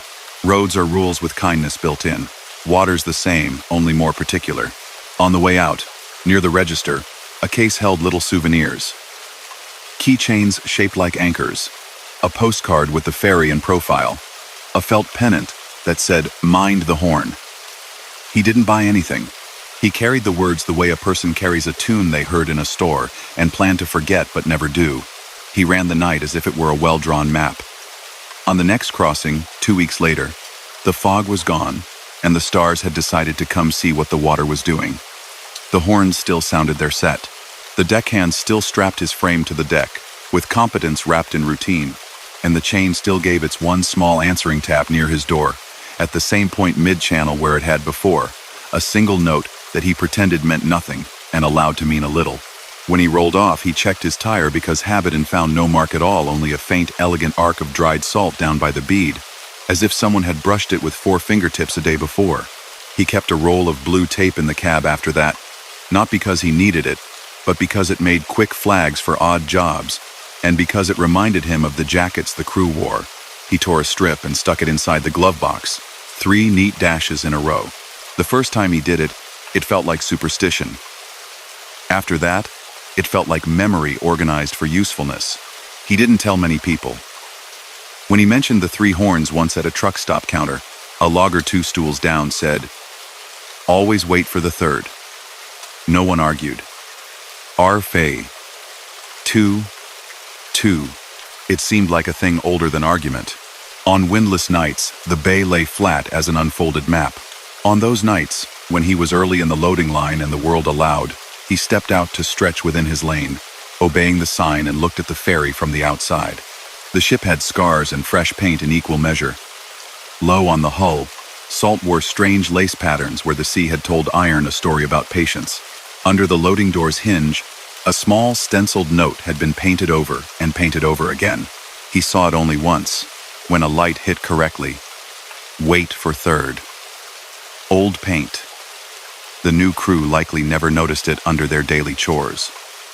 It was enough that the words had found a way to be present. He drove the bridge road across the marsh after the last crossing of a month where weather had been indecisive and the calendar's squares had filled quickly. Out there, the cattails nodded, as if answering questions no one had asked out loud. He kept the speed low because the sign asked, and because the wind had opinions. In the side window's reflection, the lane rolled beside him faithfully, and sometimes only, sometimes the shape of a knit cap and a blue jacket moved along with the reflection, step for step, a presence made of posture rather than face. He let it walk, and he let it finish, and when he turned off the bridge onto the mainland road that remembers where it is even at 3 in the morning, the reflection requested nothing more and returned to being only light. He slept fine on the nights after the ferry. He liked the hum of the hold and the certainty of a horn. He liked rules that didn't try to explain themselves too much. Out on the highway again, far from water, when a fog spilled over a low field and turned the world to pale glass, he felt the tiniest impulse to wait for a third sound before making any decision at all. The night obliged, sometimes with a far train, sometimes with a whippoorwill, sometimes with the reefer dropping into a softer note. The third came, and he moved, and the road kept him the way the water had, carefully, with attention, with a hand that left no fingerprints he couldn't wash away. Story number 6. He crossed the desert at an hour when the sky forgot to keep its edges, when stars bled gently into the darkness and the highway ran like a ribbon laid on cooled iron. The air carried heat that wasn't heat anymore, stored warmth, unhurried and agreeable. The smell was dust, mineral and empty in a way that promised weather if the world felt like a surprise later. He kept the speed soft, and the engine's voice lower than the signs asked, not out of caution so much as respect. The desert doesn't rush anyone. It wins with time. His route took him through the volcanic flats where black rock gathers in small seas, and the soil has the color of extinguished charcoal. On old maps, the area was labeled with a polite name that felt like folklore. Blue Cinder. He liked the sound of it. He liked the way the darkness of the stone drank the headlight, and then returned a gentler version, as if it had considered what to do with the gift, and decided on kindness. The first billboard met him just past the county line, where the land lifted itself a hand's breadth and made a shallow view. It wasn't one of the new LED panels that bosses write weather on in stern uppercase. It was a tall, steel-legged plate painted by hand, the background a dreamy sky blue, the letters a white that had learned to live with dust. Blue Cinder Motor Lodge, it said, with a sash of stars and a cartoon key the size of a forearm. The arrow, crisp and cheerful, promised exit 118. He smiled because the design had the good manners of another decade. There was a logo in the corner, a little sleeping moon wearing a cap, a slogan curled under it. Clean sheets. Cool air, quiet nights. The words felt like honesty. He drove on. He wasn't stopping until the freight was asleep in someone else's building. 5 miles later, a smaller board appeared, low to the ground, its posts rough with creosote. It had 5 lines arranged in rhyme.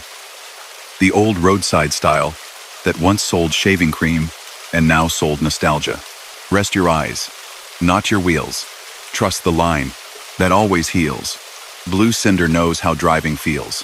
He laughed out loud once, a single breath. The rhyme was comfortable. The desert accepted the sound and gave it back in a thinner version that helped him remain awake. He checked the CB. Channel chatter was sparse and friendly. Someone up ahead mentioned a night breeze that had turned thoughtful near exit 110, and a strange brightness on the far horizon like dust, deciding if it wanted to climb. The second big sign rose out of the dark like the side of a barn. Blue Cinder Motor Lodge. Vacancy. The cartoon key leaned against the word like an old friend. Only this time, smaller letters printed across the bottom caught his beams. Strong winds. After 27. Miles heavy dust likely. That wasn't in keeping with the rest of the advertisement. He said so to no one, and then, without deciding to, he eased the speed down a shade. The trailer, full of dry goods packed snug against summer, felt sure and light. The highway turned past a dry arroyo where the sand lay with the texture of velvet. A roadrunner slipped away from the shoulder with comedic speed and hid behind a prickly pear as if the cactus might defend it. The sky kept its promise not to change. More boards came, sometimes in a cluster of 3 or 4, old Burma-style sequences that took a half mile to make a point. When the sky turns white with sand, aim your mind, not just your hand. Blue Cinder waits past lava land. He let the lines seat themselves the way you let a melody find its place after a chorus. Between the boards, silence. Then a new one that made him sit up. Keep your windows seated tight. Cab air on. Dash lights. Light. Stay through gusts. Past marker light. He had never seen an advertisement take that kind of tone.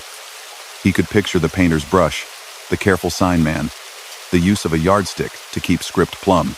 He could not picture a motor lodge buying space to tell strangers how to use their vents. He glanced at the milepost. Marker 104 shined back pleasantly. He dialed the dash a touch dimmer anyway, and set the air to recirculate, a comfort against grit that creeps. There was a moment, at 102, when the desert breathed and all the weeds along the fence gave a tiny nod. He felt the first edge of moving air across the hood. The mirrors hummed a little in their housings. He had been blown at harder than this on planes and passes and never called it trouble, but the way the breeze remembered heat differently made him listen. Another board stood on the right, the paint a shade paler like the sun had lived longer on it. I don't take exit 101. Tonight a wash is out. Stay with us 2 more. We'll put you on the right route. He would have called it a prank, except the letters kept their seriousness.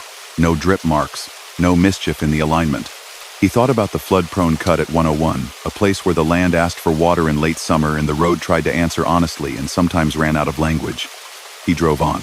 The horizon turned a thin chalk, where before it had been a shape like nothing at all.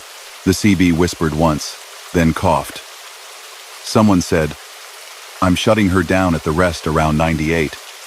No sense eating grit." And another voice answered, with agreement. He didn't feel like stopping.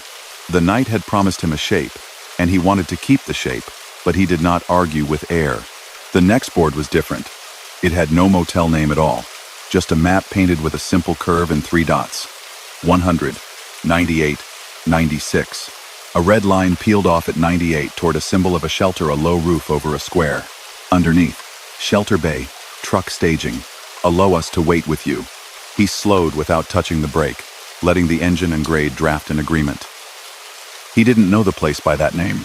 He knew a gravel apron low to the road, where cattle trucks sometimes paused to water, and where the wind touched the sage, like a hand smoothing hair. The boards were leading him to it, as if they'd been waiting for him like a relative at an airport with a sign. Between 100 and 98, the wind chose.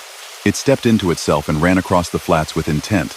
Not angry, just confident, gathering grit and tiny lives into a moving wall that had more texture than color. The first fingers of it reached the road and made the beams go pale. He clicked into low to let the truck inhabit the new density. The steering wheel went light and then remembered its weight. Here the billboards turned from words into the idea of words. Their blue backgrounds appeared and vanished with gusts, their white letters now thin, now thicker, depending on what dust decided to edit. He could feel the lane by the way the tires sang against the paint. He could feel the trailer by the way its weight asked him to stay specific. Over it all, 2 curved arrows on a board flashed in his mind even when he couldn't see them. He knew where they were now. He followed what he already knew. The off-ramp at 98 arrived like a suggestion a person had prepared to offer for hours. No force in it, only readiness. He took it. The wind pressed its palm against the left side of the trailer, as if helping him commit, then pulled away as he dropped into the lower place where rock and terrain took charge and gentled the air. The shelter bay lot had better pavement than it had any right to. A low wall of stone resisted drift. A long, 1-story building sat with its doors closed and lights on like a store after hours, glass bright from within. There were other rigs, maybe 6, arranged like chess pieces taking a break. He nosed in with the line and let the brakes take hold in stages as the gusts allowed. On the low building's wall, a mural showed the Blue Cinder Motor Lodge in friendly colors. A long, low motor court with a pool a brighter blue than water usually is. A neon vacancy sign that included a moon with a sleepy smile. Someone had painted the night in the mural as night around the mural. The effect was simple and effective. Beside the mural, a board wood and paint, not LED, hung under glass. 3 lines were stenciled. Dust staging area. Please wait for weather window. Follow ramp advisories. He cut the engine. The cab went still in a way the desert had not. In the hush, he could hear grit ticking against the bodywork, a percussion at once, fine and relentless. The other drivers stayed in their domes of glass like crabs in their shells. Now and then, a person would raise a palm through their window to someone who had looked over curious, polite, the way travelers verify that other travelers are real and awake. A gentle chime sounded from a speaker near the doors of the building. He didn't see the speaker. He heard it in that way you hear the careful machinery in a well-run place. 1 long note, a pause, 1 long note.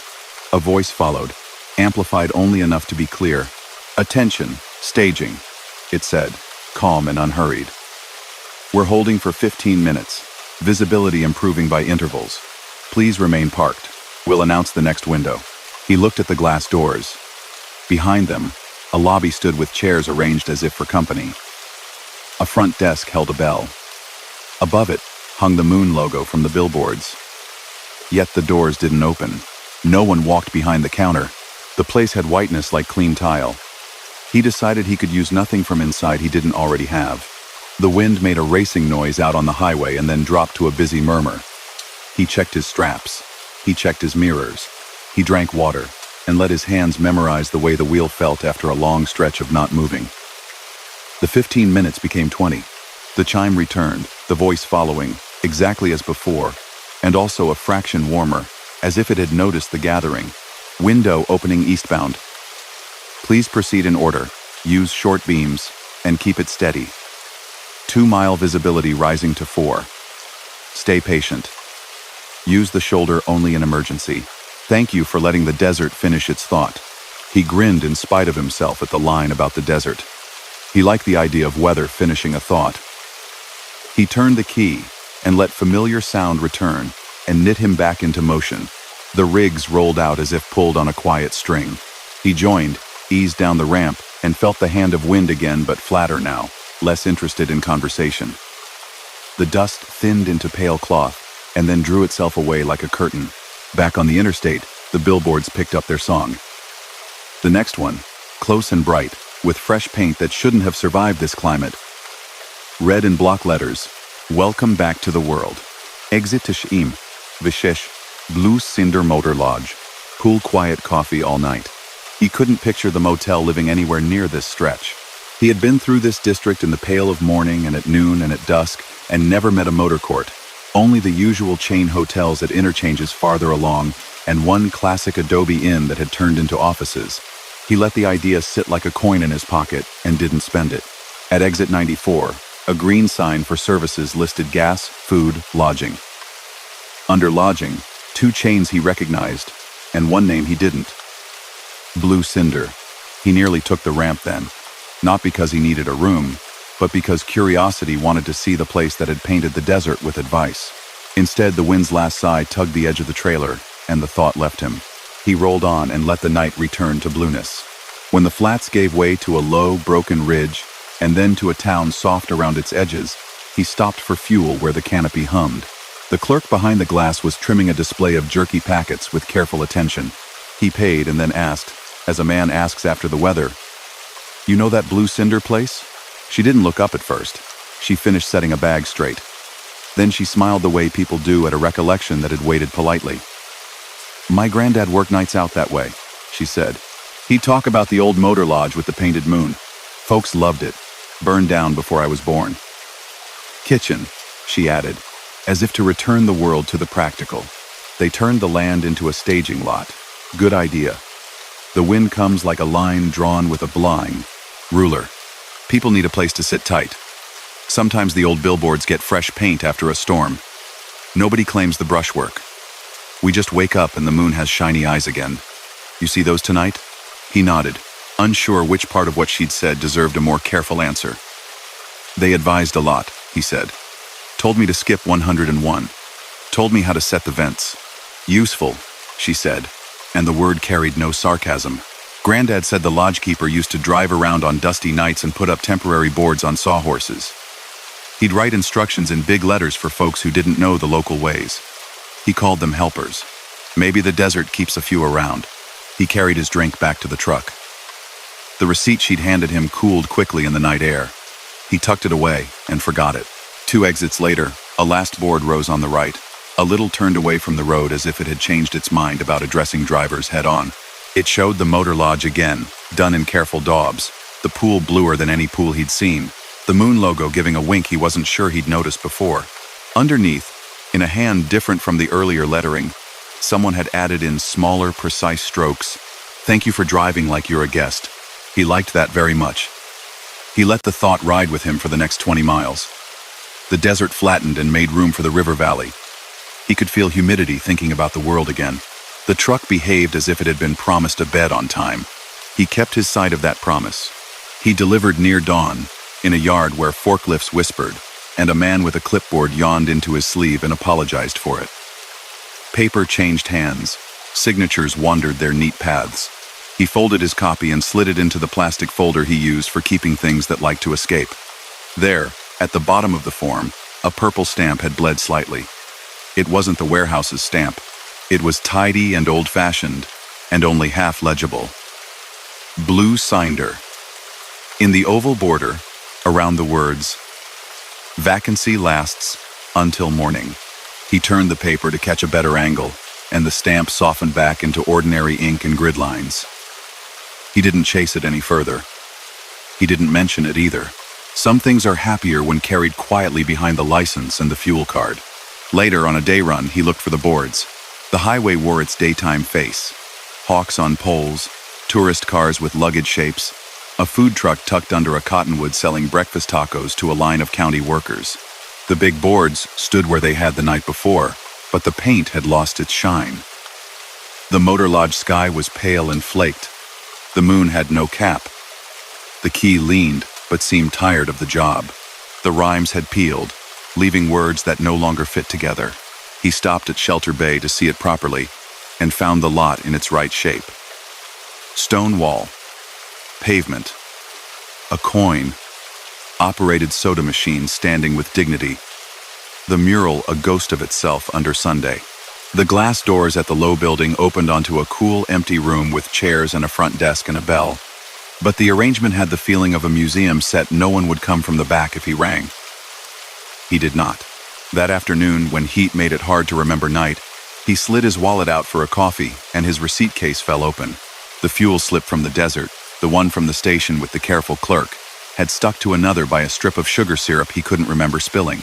When he peeled it away, the underpaper had taken a faint impression with it. High on the corner, a tiny moon with a cap, clean as if printed yesterday.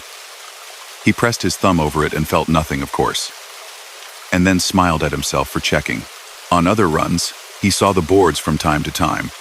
Some nights they didn't speak at all. Some nights they gave advice that sounded like good driving more than like anything else. Keep right, pass neat, lights low in dust. Patience works. Once, in a winter month the desert keeps for itself, fine rain misted the windshield and made the cinders smell like stone, having a thought. A fresh board had gone up, he could tell, because the wood edges hadn't grayed yet. It said in friendly hand, "If you're tired, and you know it, park with us. Don't outgrow it." He stopped that night, not because he needed a bed, but because the staging lot looked like a place where even rest at an angle counts. He slept between waves of wind, the rig rocking in small advice-giving motions, and woke to the desert offering a dawn so soft he wondered if he'd earned it. He didn't argue later when someone at a diner said billboards are only for selling. He let the man have his certainty. He had miles enough to give away without missing any. The next time the air reached for grit in the blue cinder flats, he found himself anticipating a painted note long before it arrived. He wasn't disappointed. The board came in time and leaned into his headlight with the easy posture of an old neighbor at a fence. In the thin time just before day, when his wipers had done their lazy one swipe per minute to push the night's glaze from the glass, he thought of the line beneath the painted moon. He drove like a guest. The road responded like a host. Story number 7. He pulled the pass that night with paper rolls strapped in the box, great cylinders of weight and silence, wrapped tight, their cores empty as tunnel mouths. Heavy loads made the truck feel honest. Every small decision mattered and answered back in the steering, in the brake, in the way the frame gave a little song when the grade steepened. Winter had started to practice without committing, sketching frost along fence wires and letting white rime grow where grass met ditch. The sky wore a thin overcast that reflected town light back down and made the clouds feel closer than they were. He knew this route by the way the names tasted. Johnson Creek, Tolliver Ridge, the chain-up pullout with the crooked pine, where someone wound tinsel at the holidays. He liked it for the same reason people like staircases that have gentle landings between flights. Plenty of time to set the next step before the step after that asked to be taken. The sign at the base announced it in orange when needed, chain control when flashing. Tonight the lights were dark. The air, though, had that glaze to it, the kind that makes plastic brittle and breath come out in a small cloud you can't see in the cab's warmth. He rolled past the first turnout and told himself he'd stop at the second to lay iron if the grade felt slick. The radio wore its winter voice cruise on a public channel passing road temperature, a trooper reminding folks not to block the right lane at the ramps, A plowman thanking someone for leaving space. He found himself nodding in time with the voices, keeping them as companions rather than instructions. Heavy paper meant he wasn't going to be the one trying to pass anyone on glare. He would be the one everyone else had to decide to go around or not. He took that role seriously. At mile 62, a wind came around the nose from the right like a gloved hand turning a page. The hood markers wavered in a rhythm that said, air, not ice. The grade lifted under him. He felt it in the small muscles of his ankle more than he saw it in the mirror. The snow fences up there, long rows of slatted wood, made a tone when the wind found them. A thin hum that had learned the same song as guardrails at speed. In his ears, the two sounds braided into a music that wasn't music, and it helped him place his tires. The second chain-up place arrived like an invitation accepted before it was fully received. He took it, easing the rig into the angle where the lane opens wide and gravel holds the ice back a little. No one else was there. The floodlight posted above the trash can had a halo that turned into a crown and back again. Beyond it, a shed the size of a single-car garage crouched with the door half open, pale light falling out onto the ground. He'd never seen it lit at this hour. He set the brakes. The truck sighed as if it had been running a long, agreeable race and had come in for a water break. He pulled on gloves that still held the shape of his hands from last winter. The air reached through the fabric anyway. The chains lived in tidy bundles, labeled left and right with paint that had learned to chip at the corners. He dropped one, then the other, and the sound echoed off the shed in a way that made the place feel like a much bigger room than the night would admit. He walked to the door to borrow the 6-foot bar they kept for turning stubborn boomer binders, and found a whiteboard instead hung on a nail, smudged with old notes. Someone had written on it in thick, tidy letters, "Spin once before tighten. Clip outward. Leave one extra link slack for the pitch at the summit." He smiled without meaning to. He'd been leaving one extra link slack there for years. Seeing the instruction written made the habit feel like a secret handshake. The shed smelled like cold lumber and something faintly sweet. Maybe the hand soap in the plastic jug on a shelf. A red coffee can sat beneath the whiteboard for broken links. A pile of worn cross-chain lying in it like the bones of some mechanical fish. He pulled the bar from its place and glanced at the marker by the board. Someone had written a name near the cap. County 9. It meant nothing. And also, everything. Plow trucks love numbers the way ships love names. He draped the first set over the tire and backed the rig the half rotation needed to catch the ends. When the cross chains came into line, he thought he saw, in the corner of his eye, amber pulse soft in the shed's window. He turned to see it, and only saw his own beams reflected in the glass and the floodlight doing its quiet job. He finished the left, then the right. Snow whispered in the gravel. The wind rose half an octave and then settled. He knelt to tighten, and the whiteboard's notes arranged themselves again in his head, as if to be sure he'd kept them. He had. The steel bit cleanly. Not a sound of protest in it. Back on the grade, the truck wore chains like a person wears a well-broken-in pair of boots.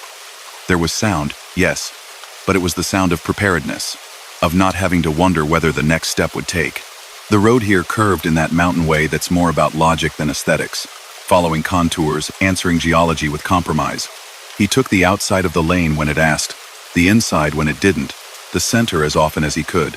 The hum of the fences thinned and grew depending on the cut. The radio offered a single update in a voice that had the steadiness of people who talk while working. Control shots scheduled at 1 a.m. above Point Lookout. No delays for eastbound. Control shots avalanches coaxed down under supervision. A mountain's way of letting people choose when to listen. He checked the clock because he always checked the clock when explosives were mentioned, even though nothing in his cab would be asked to participate. 55 minutes until 1. He would be by and gone. A set of old call boxes lined the pass, painted the yellow that used to be universal for phones, and gradually had been replaced by cell coverage. He'd never used one. He wouldn't tonight.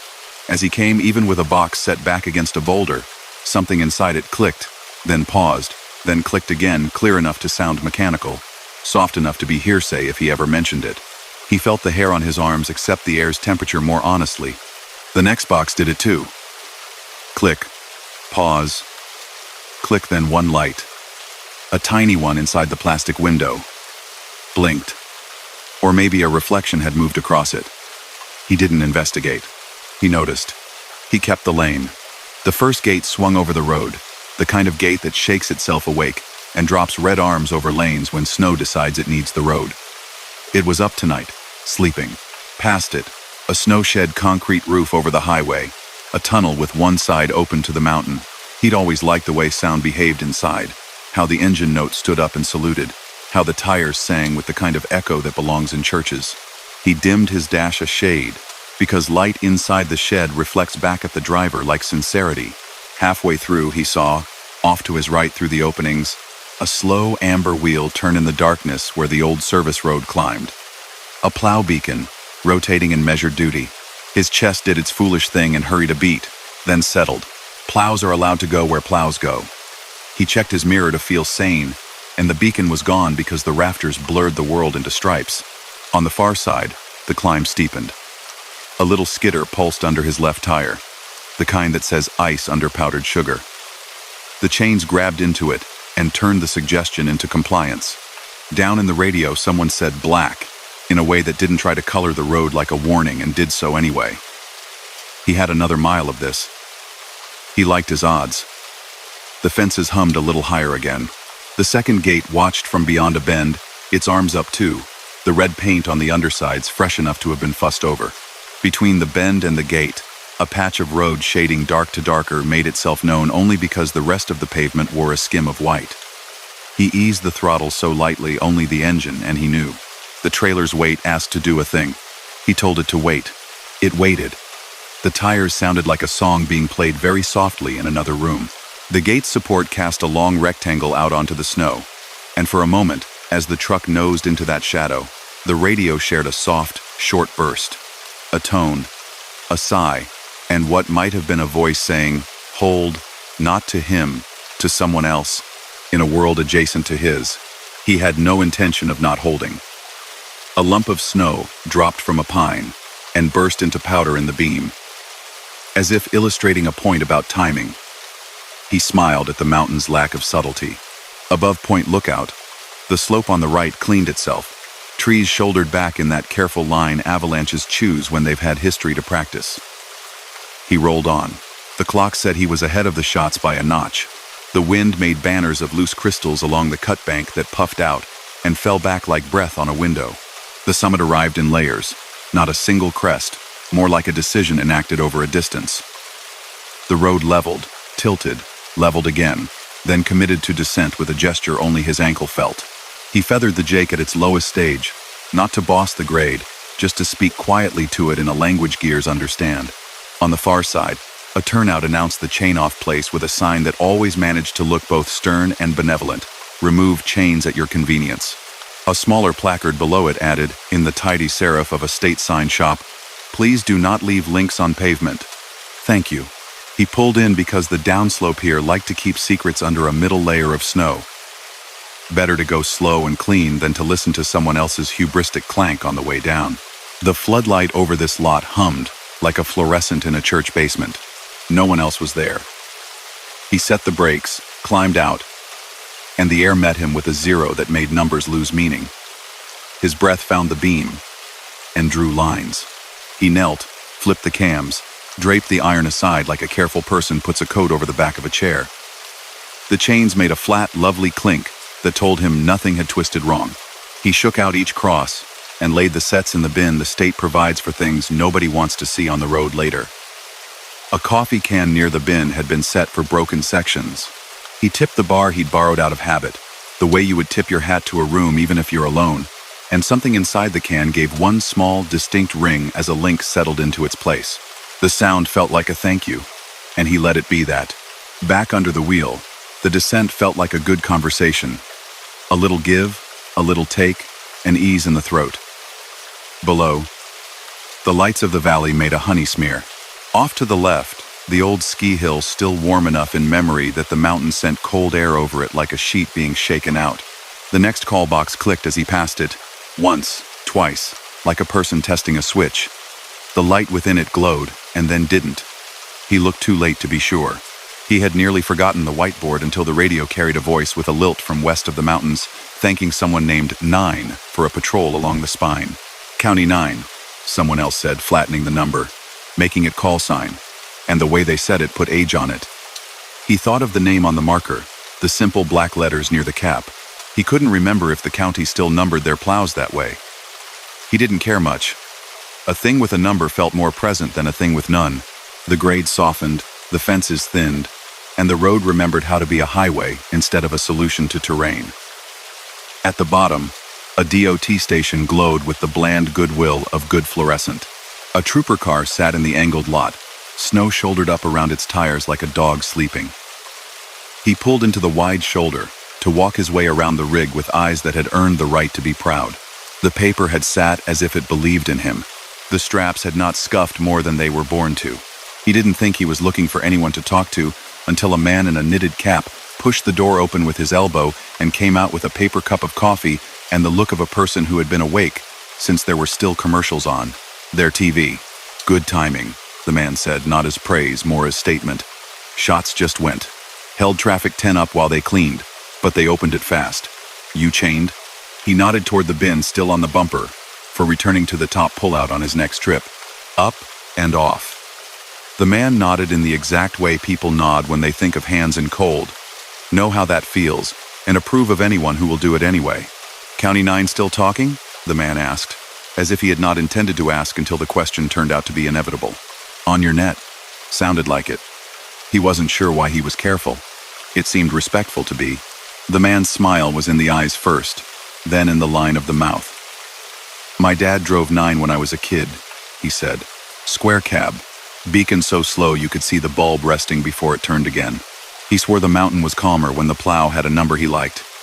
They retired that truck when the new fleet came. Folks still talk like it's up there. I don't argue. The mountain doesn't answer arguments. He handed over the coffee as if the cup had found the right home. Warm your hands before you go, he added, and went back into the place where paperwork and radios make their own weather. He drank and let the heat live in his fingers a minute. Steam made the cold visible in a friendly way. He set the empty on the bumper and looked down. On the dusting of snow that had collected under the bumper's lip, 4 lines like finger marks curved across and away a set of arcs, as neat as if drawn with a compass. He touched them and his glove picked up a little wet and nothing else. He brushed the snow smooth and the arcs returned a shade fainter on the next light gust. It was a thing wind does to snow and to a person's sense of order. He let wind have its way. He put the cup in the bin because littering in a place like this felt like interrupting someone. He slept in a gravel lot behind a diner that had closed hours ago. Its neon off, its pie under glass miles away from anyone who could cut a slice. The truck rocked once, twice, as if the mountain had decided to settle 1 more degree. He dreamed nothing that he could carry, just the feeling of deep cold wrapped around warm air and the color of amber light moving in slow, patient circles somewhere above the roof. Day showed him the pass in its practical clothes. Sand in stripes, plow berms crisp against guardrails, daylight making the call box glass show its scratches. He stopped at the top pullout on the return to hang the bar back where he had found it. The shed sat quiet, door half open, the whiteboard still on the nail. Someone had drawn a smiley moon in the corner next to the notes and written in tiny letters below it. Move kindly. He could believe anyone might have written that. He could imagine no one in particular and everyone he respected. A week later, the weather chose to be weather. Snow from a warm front, sticky and complicated. The chain lights flashed at the bottom, and the troopers asked nicely in the ways they know how to ask. He pulled in to lay iron, and there were 3 of them doing their own routines. Every man on 1 knee, backs making the shape of people who didn't need to talk. A new note on the board that night had joined the others. If you hear a click at the boxes, it's the mountain saying thank you. He laughed in the quiet way that doesn't travel and told himself he was allowed to enjoy good jokes in cold places. Up on the grade, the fences hummed like mosquito coils, and the wind made banners out of other people's breath in his mirrors. He passed the first call box and listened without looking. It clicked, once, as if taking attendance. He clicked his tongue back, a small private agreement. The second box answered with 2. He didn't try to learn the code. He didn't seek pattern. He let the boxes write their own sentences and drove inside the paragraph they made. Near the shed, a slope's whisper rose into voice, a distant rush like someone sweeping a ballroom the size of a valley. The control shots had brought down the loose. Snow poured across the cut above him, and settled into the trees in a slow satin fold far away from the road. The plow ahead real this time, angular and bright with decals through a wing of snow that sparkled in a way that made time slow for a second, and then a second again.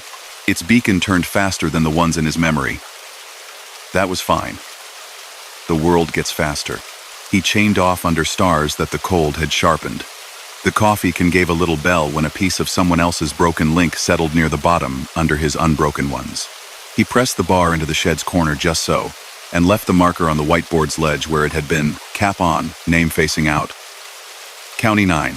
He touched the letters with one gloved knuckle, not to make a promise, just to accept one someone else had made and put in a place people like him could find. On a different route in spring in daylight wash, he found an old photograph hanging at a cafe by a pass 3 states over. It showed men in wool coats and hats, standing in front of a square cab plow, with a slow beacon and a number on the door. County 9. The caption read, "Clearing the North Gate. 82. He paid, and he smiled, and he did not tell the woman at the register that some nights the call boxes click thanks, or that the fences sing in chords that say center your lane, that the mountain likes one extra link slack at the top. He let the picture keep its history, and let his night keep its present. After that, when the season turned and the signs began reminding strangers to mind their speed and chain when asked, he caught himself watching the little glass windows of the boxes for the briefest glow. Sometimes it came and sometimes it didn't. It wasn't needed to drive well. He drove well anyway. He eased out of the chain spots as if leaving a room that belongs to someone who lent it to him for an hour. He went down the backside with the kind of attention that never gets bored, even after 1,000 visits. And when wind played its tracks across the snow at the bottom near the DOT, he touched the wheel with his fingers spread and let the 4 curved marks it left feather back, as if the road had held his hand a minute, and then politely let go. Story number 8. He was hauling glass that night, pallets of panes in wooden crates padded with paper, the kind of freight that prefers good posture and a steady hand. The load didn't groan. It held its breath. He set his speed a hair under the limit and let the cab fill with the kind of quiet a person earns. The hum of tires, the distant drone of a bridge he'd cross an hour from now, the mild hiss of the vent set to keep the glass from fogging inside its wraps. The route hugged a low coast, a salt flat stitched with ditches and causeways, where marsh grass wore the moon like a shawl, and the air had a mineral softness that hinted at tides. New signs guarded the route like efficient cousins, white, reflective, vivid in the beams, but old signs still lived out here too, thin and dignified on creosoted posts, their paint softened by years of wind. They said things like, "Drawbridge ahead," even though the drawbridge had been locked in place since the state decided ships could go around. They said Thrifty's shrimp 2 exits back, though Thrifty's had closed the year the interstate shifted a little inland. He liked these leftovers. They remembered drivers. He'd planned to run the bypass and keep to himself. But just past mile marker 71, the night unfurled orange cones, as if demonstrating how to set a table, and a lit board asked the eastbound lanes to leave and use the coastal spur for maintenance. The board said, and did not argue. The arrow leaned and began to blink in the way arrows do when they know they'll be obeyed. He signaled, and let the detour put a hand at his elbow. The trailer settled into the curve with no complaint. At the foot of the ramp, a green sign appeared that he hadn't seen lit in years. Bay Tollway, it said, with that old title in boxy font.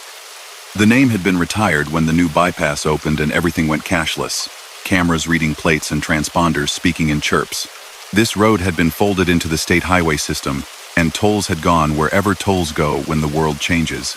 He remembered the plaza as a skeleton, booths empty, lanes coned, a hushed court of glass, and dull tile. The lanes opened like a hand.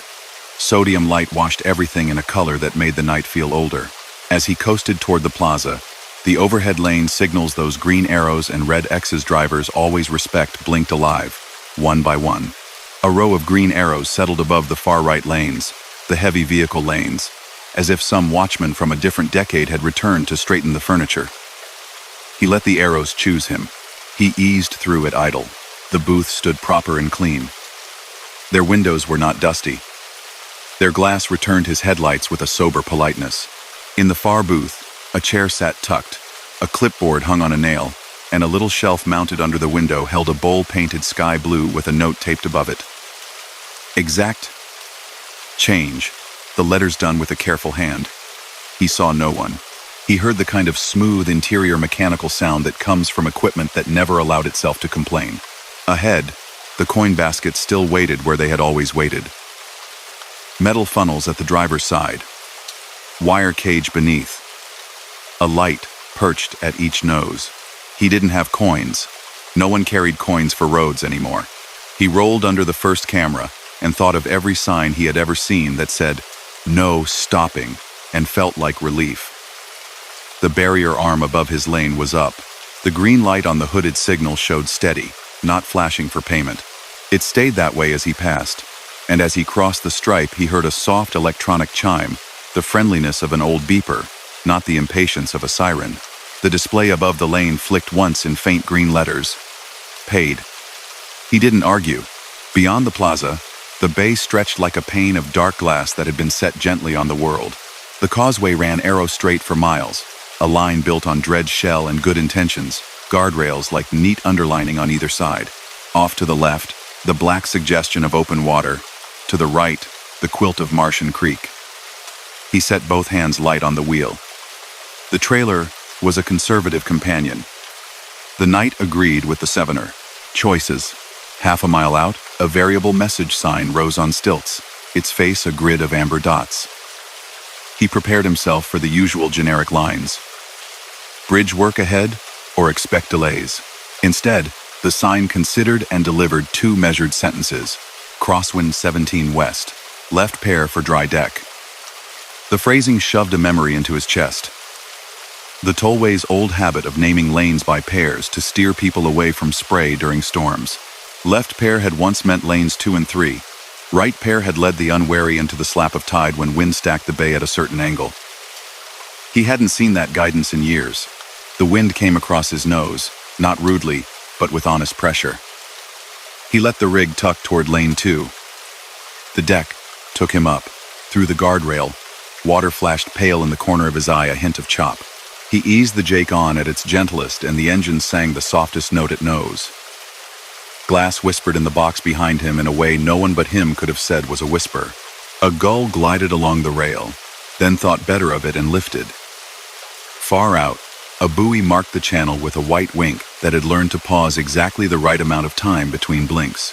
He focused on the stripes, new paint still fat with reflectivity, and the twin commas of the markers on the hood kept their courtship dance with the line. Another sign. Spray at East End keep left. Speed 42. For a beat, he wanted to argue with the number. 42 felt invented. He let his ankle find it anyway. The truck liked it. The drivetrain settled into a shape that would not have surprised anyone trained on older trucks. He grinned because the instruction had landed right. The world did what it said it would. A low tidal sheet began to push across the right pair. He saw the wetness stretch silk thin over the tarmac 50 yards ahead, then draw back with a civility that had been taught to it by wind or tide or time. He held his lane and rolled past the wet with a space to spare, the way a person lets a stranger pass through a doorway they both reach at once. The tollway had always had one odd habit. Above the water, every mile or so, small platforms jutted out, giving maintenance crews a place to step off the bridge and tuck themselves out of traffic. Tonight, one of those platforms held a square box with a glass front, a cabinet with a rescue ring inside, rope coiled like a good lasso. Its red lamp winked twice. He glanced, then let it live at the edge of vision. A second platform lamped once. Not a warning, a greeting. He hoped whoever kept these things charged did so with the same care they used to write instructions that made a person feel protected instead of scolded. Midway across, a service island bloomed out of the dark. A concrete blister wider than the rest, with a small building centered on it like an apology for how lonely water can be. He remembered it from the time before overnight crews dwindled. The windows had been black then. Tonight, shade-drawn lamplight glowed gently, making the glass look like an aquarium from a childhood museum. A switchboard faceplate hung inside, a panel full of small square buttons with labels that must have once controlled lane signals and fog beacons. One winked. A dot of green like a cricket's eye. He told himself it was a reflection. He knew it was more than that. He did not slow. He did not look long. He liked allowing the idea that adults still worked in rooms in the night to move cars and plans and safety in strings people didn't need to see. Over the radio came a brief, old-fashioned courtesy. Blowing west at the east spur. Stay off the right pair if you've got a light trailer. Heavy, hold 40. No call signs. No bravado. Just a man making sure strangers got the benefit of a fact. He touched the mic and let it go again. A gesture that stands in for thanks when words would feel too big. At the far end, the causeway bent at its knees into a thing less water and more land. The concrete felt the difference and allowed the distinction into its sound. A low ramp climbed toward the tollway's east spur. A set of lanes that looped back to the main highway and the inland bypassed the route he'd meant to take before the cones suggested an alternate truth. He took the spur. Above, a small, old-fashioned sign hung from a crossbar. Its letters hand-stenciled, Night Supervisor. It pointed toward a glass room that had form but no face inside. He eased into the curve and saw, between angled panels, a glimpse of the old fare board. The prices had been repainted many times. They had settled on numbers that now felt like mementos. Cars. $1. 2 axles, 2. 3 axles, 3. Under that, in small letters, keep left in rain. He could feel someone's hand in that last line. He had obeyed enough hands like that to know when to trust one. The plaza on this side held itself as tidy as the other. A lane sign showed a white car silhouette and a green arrow, possibly because the backlight loved to live. The basket lights were darker here. His wheels rolled over the black rectangles where induction loops once felt for axles and told a clerk which rate to charge. The pavement hummed a little tune. He knew that tune. It sang in an older key. He felt a little ridiculous for finding comfort in a ghost hole. Inside his cab, a soft paper noise drew his eye. A thin strip had slid out from under the right edge of the dash, where a service manual lived behind a clip. He hadn't seen paper there in a long time. He pulled it gently. It wasn't a receipt exactly. It was one of those thin, ink-stamped toll tickets he remembered from years ago, the kind a bored booth attendant would press between 2 fingers and flick toward a driver. The ticket bore a crude outline of the bay in blue, a dotted line for the causeway, and a stamp in purple. E-bound, night. In tiny letters at the bottom. Thank you for holding left in spray. He didn't blink long. He put the paper by the logbook and felt his heart step once and then sit. He merged back onto the inland route where modern life had adjustably bright lights and cameras that watched and meant no harm by it. The night felt 1 degree less private and 1 degree closer to warmth. He ran steady and delivered steady, never giving the glass a reason to speak above a murmur. At the distribution center, the receiving clerk wore a sweatshirt with the name of a team whose mascot had no business knowing anything about bays. He flipped through the bill of lading like a dealer warming cards, stamped, initialed, slid copies into piles. When asked if he had any notes, the driver said no. He had one, but not the kind that belongs in warehouse paperwork. On the way back, hunger steered him to a diner with a tower of pies displayed like trophies. A photograph hung over the register, a row of toll booths at night, rain blurring the lamps into spokes. The caption read, Bay Authority, 1978. A woman at a typewriter had been caught mid-sentence in the background, head down, hands quick. He asked, casually, how long the tolls had been gone. The cashier didn't look up. She finished counting a drawer, then smiled with her eyes. Plaza's been empty for more than a decade, she said. Authority folded into the state. My aunt worked nights in a booth when I was small. She'd tape weather on index cards and slide them to truckers. Little things like gusts at the east end, keep left if you're tall, that sort of thing. People thought it was folksy. It was just helpful. Folks still say the signs help them sometimes. I don't make a fuss. The bay is particular. It likes to be treated right. He said he'd taken the detour, and the old signs had been lit like they meant it. The cashier tilted her head to the side, as if listening to a memory that refused to shout. We get that a few times a year, she said. Usually, after a day when the wind has made the marsh comb its hair the wrong way, people swear the arrows go green just where they need them. No one minds. I figure you can't have too many hands helping and not asking for credit. He left a tip in a jar that invited sympathy for baby goats at the county fair.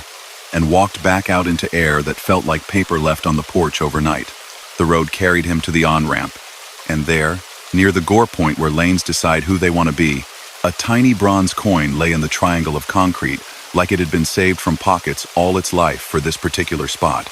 He picked it up because he's the sort of person who doesn't like seeing small things get ground into the world. It wasn't a penny. It was a token, no bigger than a quarter, with a bridge in relief on one side and a sleeping moon on the other. Around the edge ran letters he had to turn in the light to read. Bay Authority. Thank you for driving like you live here. He put it in his pocket and didn't tell himself more than he could keep without sounding foolish. The next time he took the inland route, the signs were off, the plaza dim, the blue bowl emptied, the coin baskets plain metal waiting for a museum.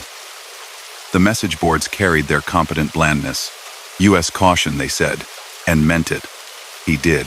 The bay lay flat as folded tin, no spray, no crosswind that needed naming.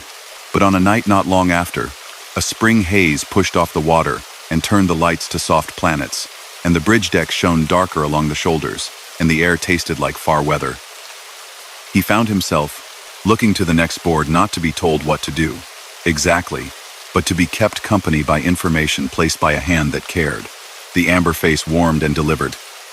Next 3 miles. Watch for birds in lane. Keep centered. He had never had a sign ask him to consider gulls by night. He had never seen a gull sleep in the roadway.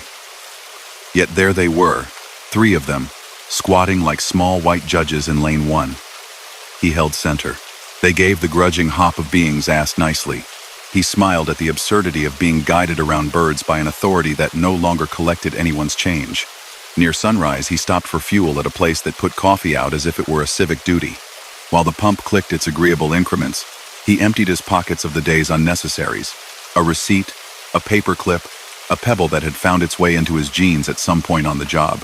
The coin looked ordinary in the half-light of the cab. When he turned it, the bridge relief had the sort of plain beauty architectural drawings sometimes have. The moon's face, on the other side, wore a cap with a tassel that had been freshly etched by someone's careful tool years ago. If he tilted it, the cap's tassel seemed to swing. He closed his fingers around it with the intention of putting it in the little dish where people keep parking stubs and paper mints, opened his hand and found it gone. His hand did that familiar thing of patting around as if a coin might be invisible for long enough to play a prank. It was simply not there. He was neither surprised nor angry. He kept the shape of it in his palm a second longer, and then used that hand to sign for fuel. He didn't make a habit of detouring on purpose to find the old tolls. They were their own habit. When the cones asked, he went. When the arrow leaned, he followed. Some nights, the message boards were silent, their faces dull, and the only advice came from the road itself and the way the wind had leaned the reeds into the ditch. On other nights, the boards offered lines in a manner slightly gentler than official language. Left pair in spray, right pair in shadow, light trailers be kind. The phrases had the tone of a night shift. They reached him in the exact part of his mind that knows how to fill out a log at 4 in the morning without ever writing the wrong date. Once, heading west, he met the dawn halfway across. Fishermen's skiffs cut little V's through the water. The sign at midspan lit with a single line that might have been meant for someone else and felt perfectly his. Everyone is someone's homecoming. He drove as if the sentence were true even when it didn't need to be said. When the tollway handed him back to the modern road, his mirrors caught the old plaza shrinking. For a blink, the night supervisor's room looked occupied. Someone in a cap, bent over a ledger, then just a lamp alone being a lamp. He told the story once, carefully, in a counter seat where the coffee was decent and the conversation patient. The man 2 stools down nodded without grinning. Bay likes to talk, he said. Used to be the highway trusted toll folks to run things when the weather got ideas. Hard to get that out of a place. He lifted his cup, as if toasting something neither of them had to name. It felt like the right amount of agreement. He still carries cash sometimes, a small roll saved from allowance in a world that measures payments with screens. It isn't to throw into baskets that don't ask him for quarters anymore. It's to be a person prepared for places that remember people. In his cab, near the logbook, he keeps one smooth square of paper, old ticket stock gone brown at the edges. It has no stamp. He imagines the words that might appear if the night felt like being a clerk again. Thank you for holding left. Thank you for being steady over water. The bay does not need thanks to keep existing. Neither does a driver. But sometimes, a small, polite message is the difference between a person bracing and a person breathing. Across a dozen trips, the tollway remained itself, flickering between present and history like light through water. It lent advice when fog hugged the deck. It went quiet on fine nights when the moon drew its own way across the lanes. It did not bill him. It did not burden him. It looked after him from the corners, from the green arrows above sleeping booths, from the amber faces of signs spelling out sentences that were both information and lullaby. He ran that kind of road in the way he runs most nights now, as if watched over by people who believe a thing is worth doing well when no one is looking. As the final echoes fade and the night settles over the open road, remember some stories never reach their destination. Out there, past the glow of the dashboard, the darkness still listens, waiting for another traveler to cross its path. If you've made it this far, you're part of the Sleep Haunt family of night riders. Don't forget to like this video, share your own chilling story or the city and time you're listening from in the comments, and subscribe to the Sleep Haunt where the road never truly sleeps. Sleep well, if you can.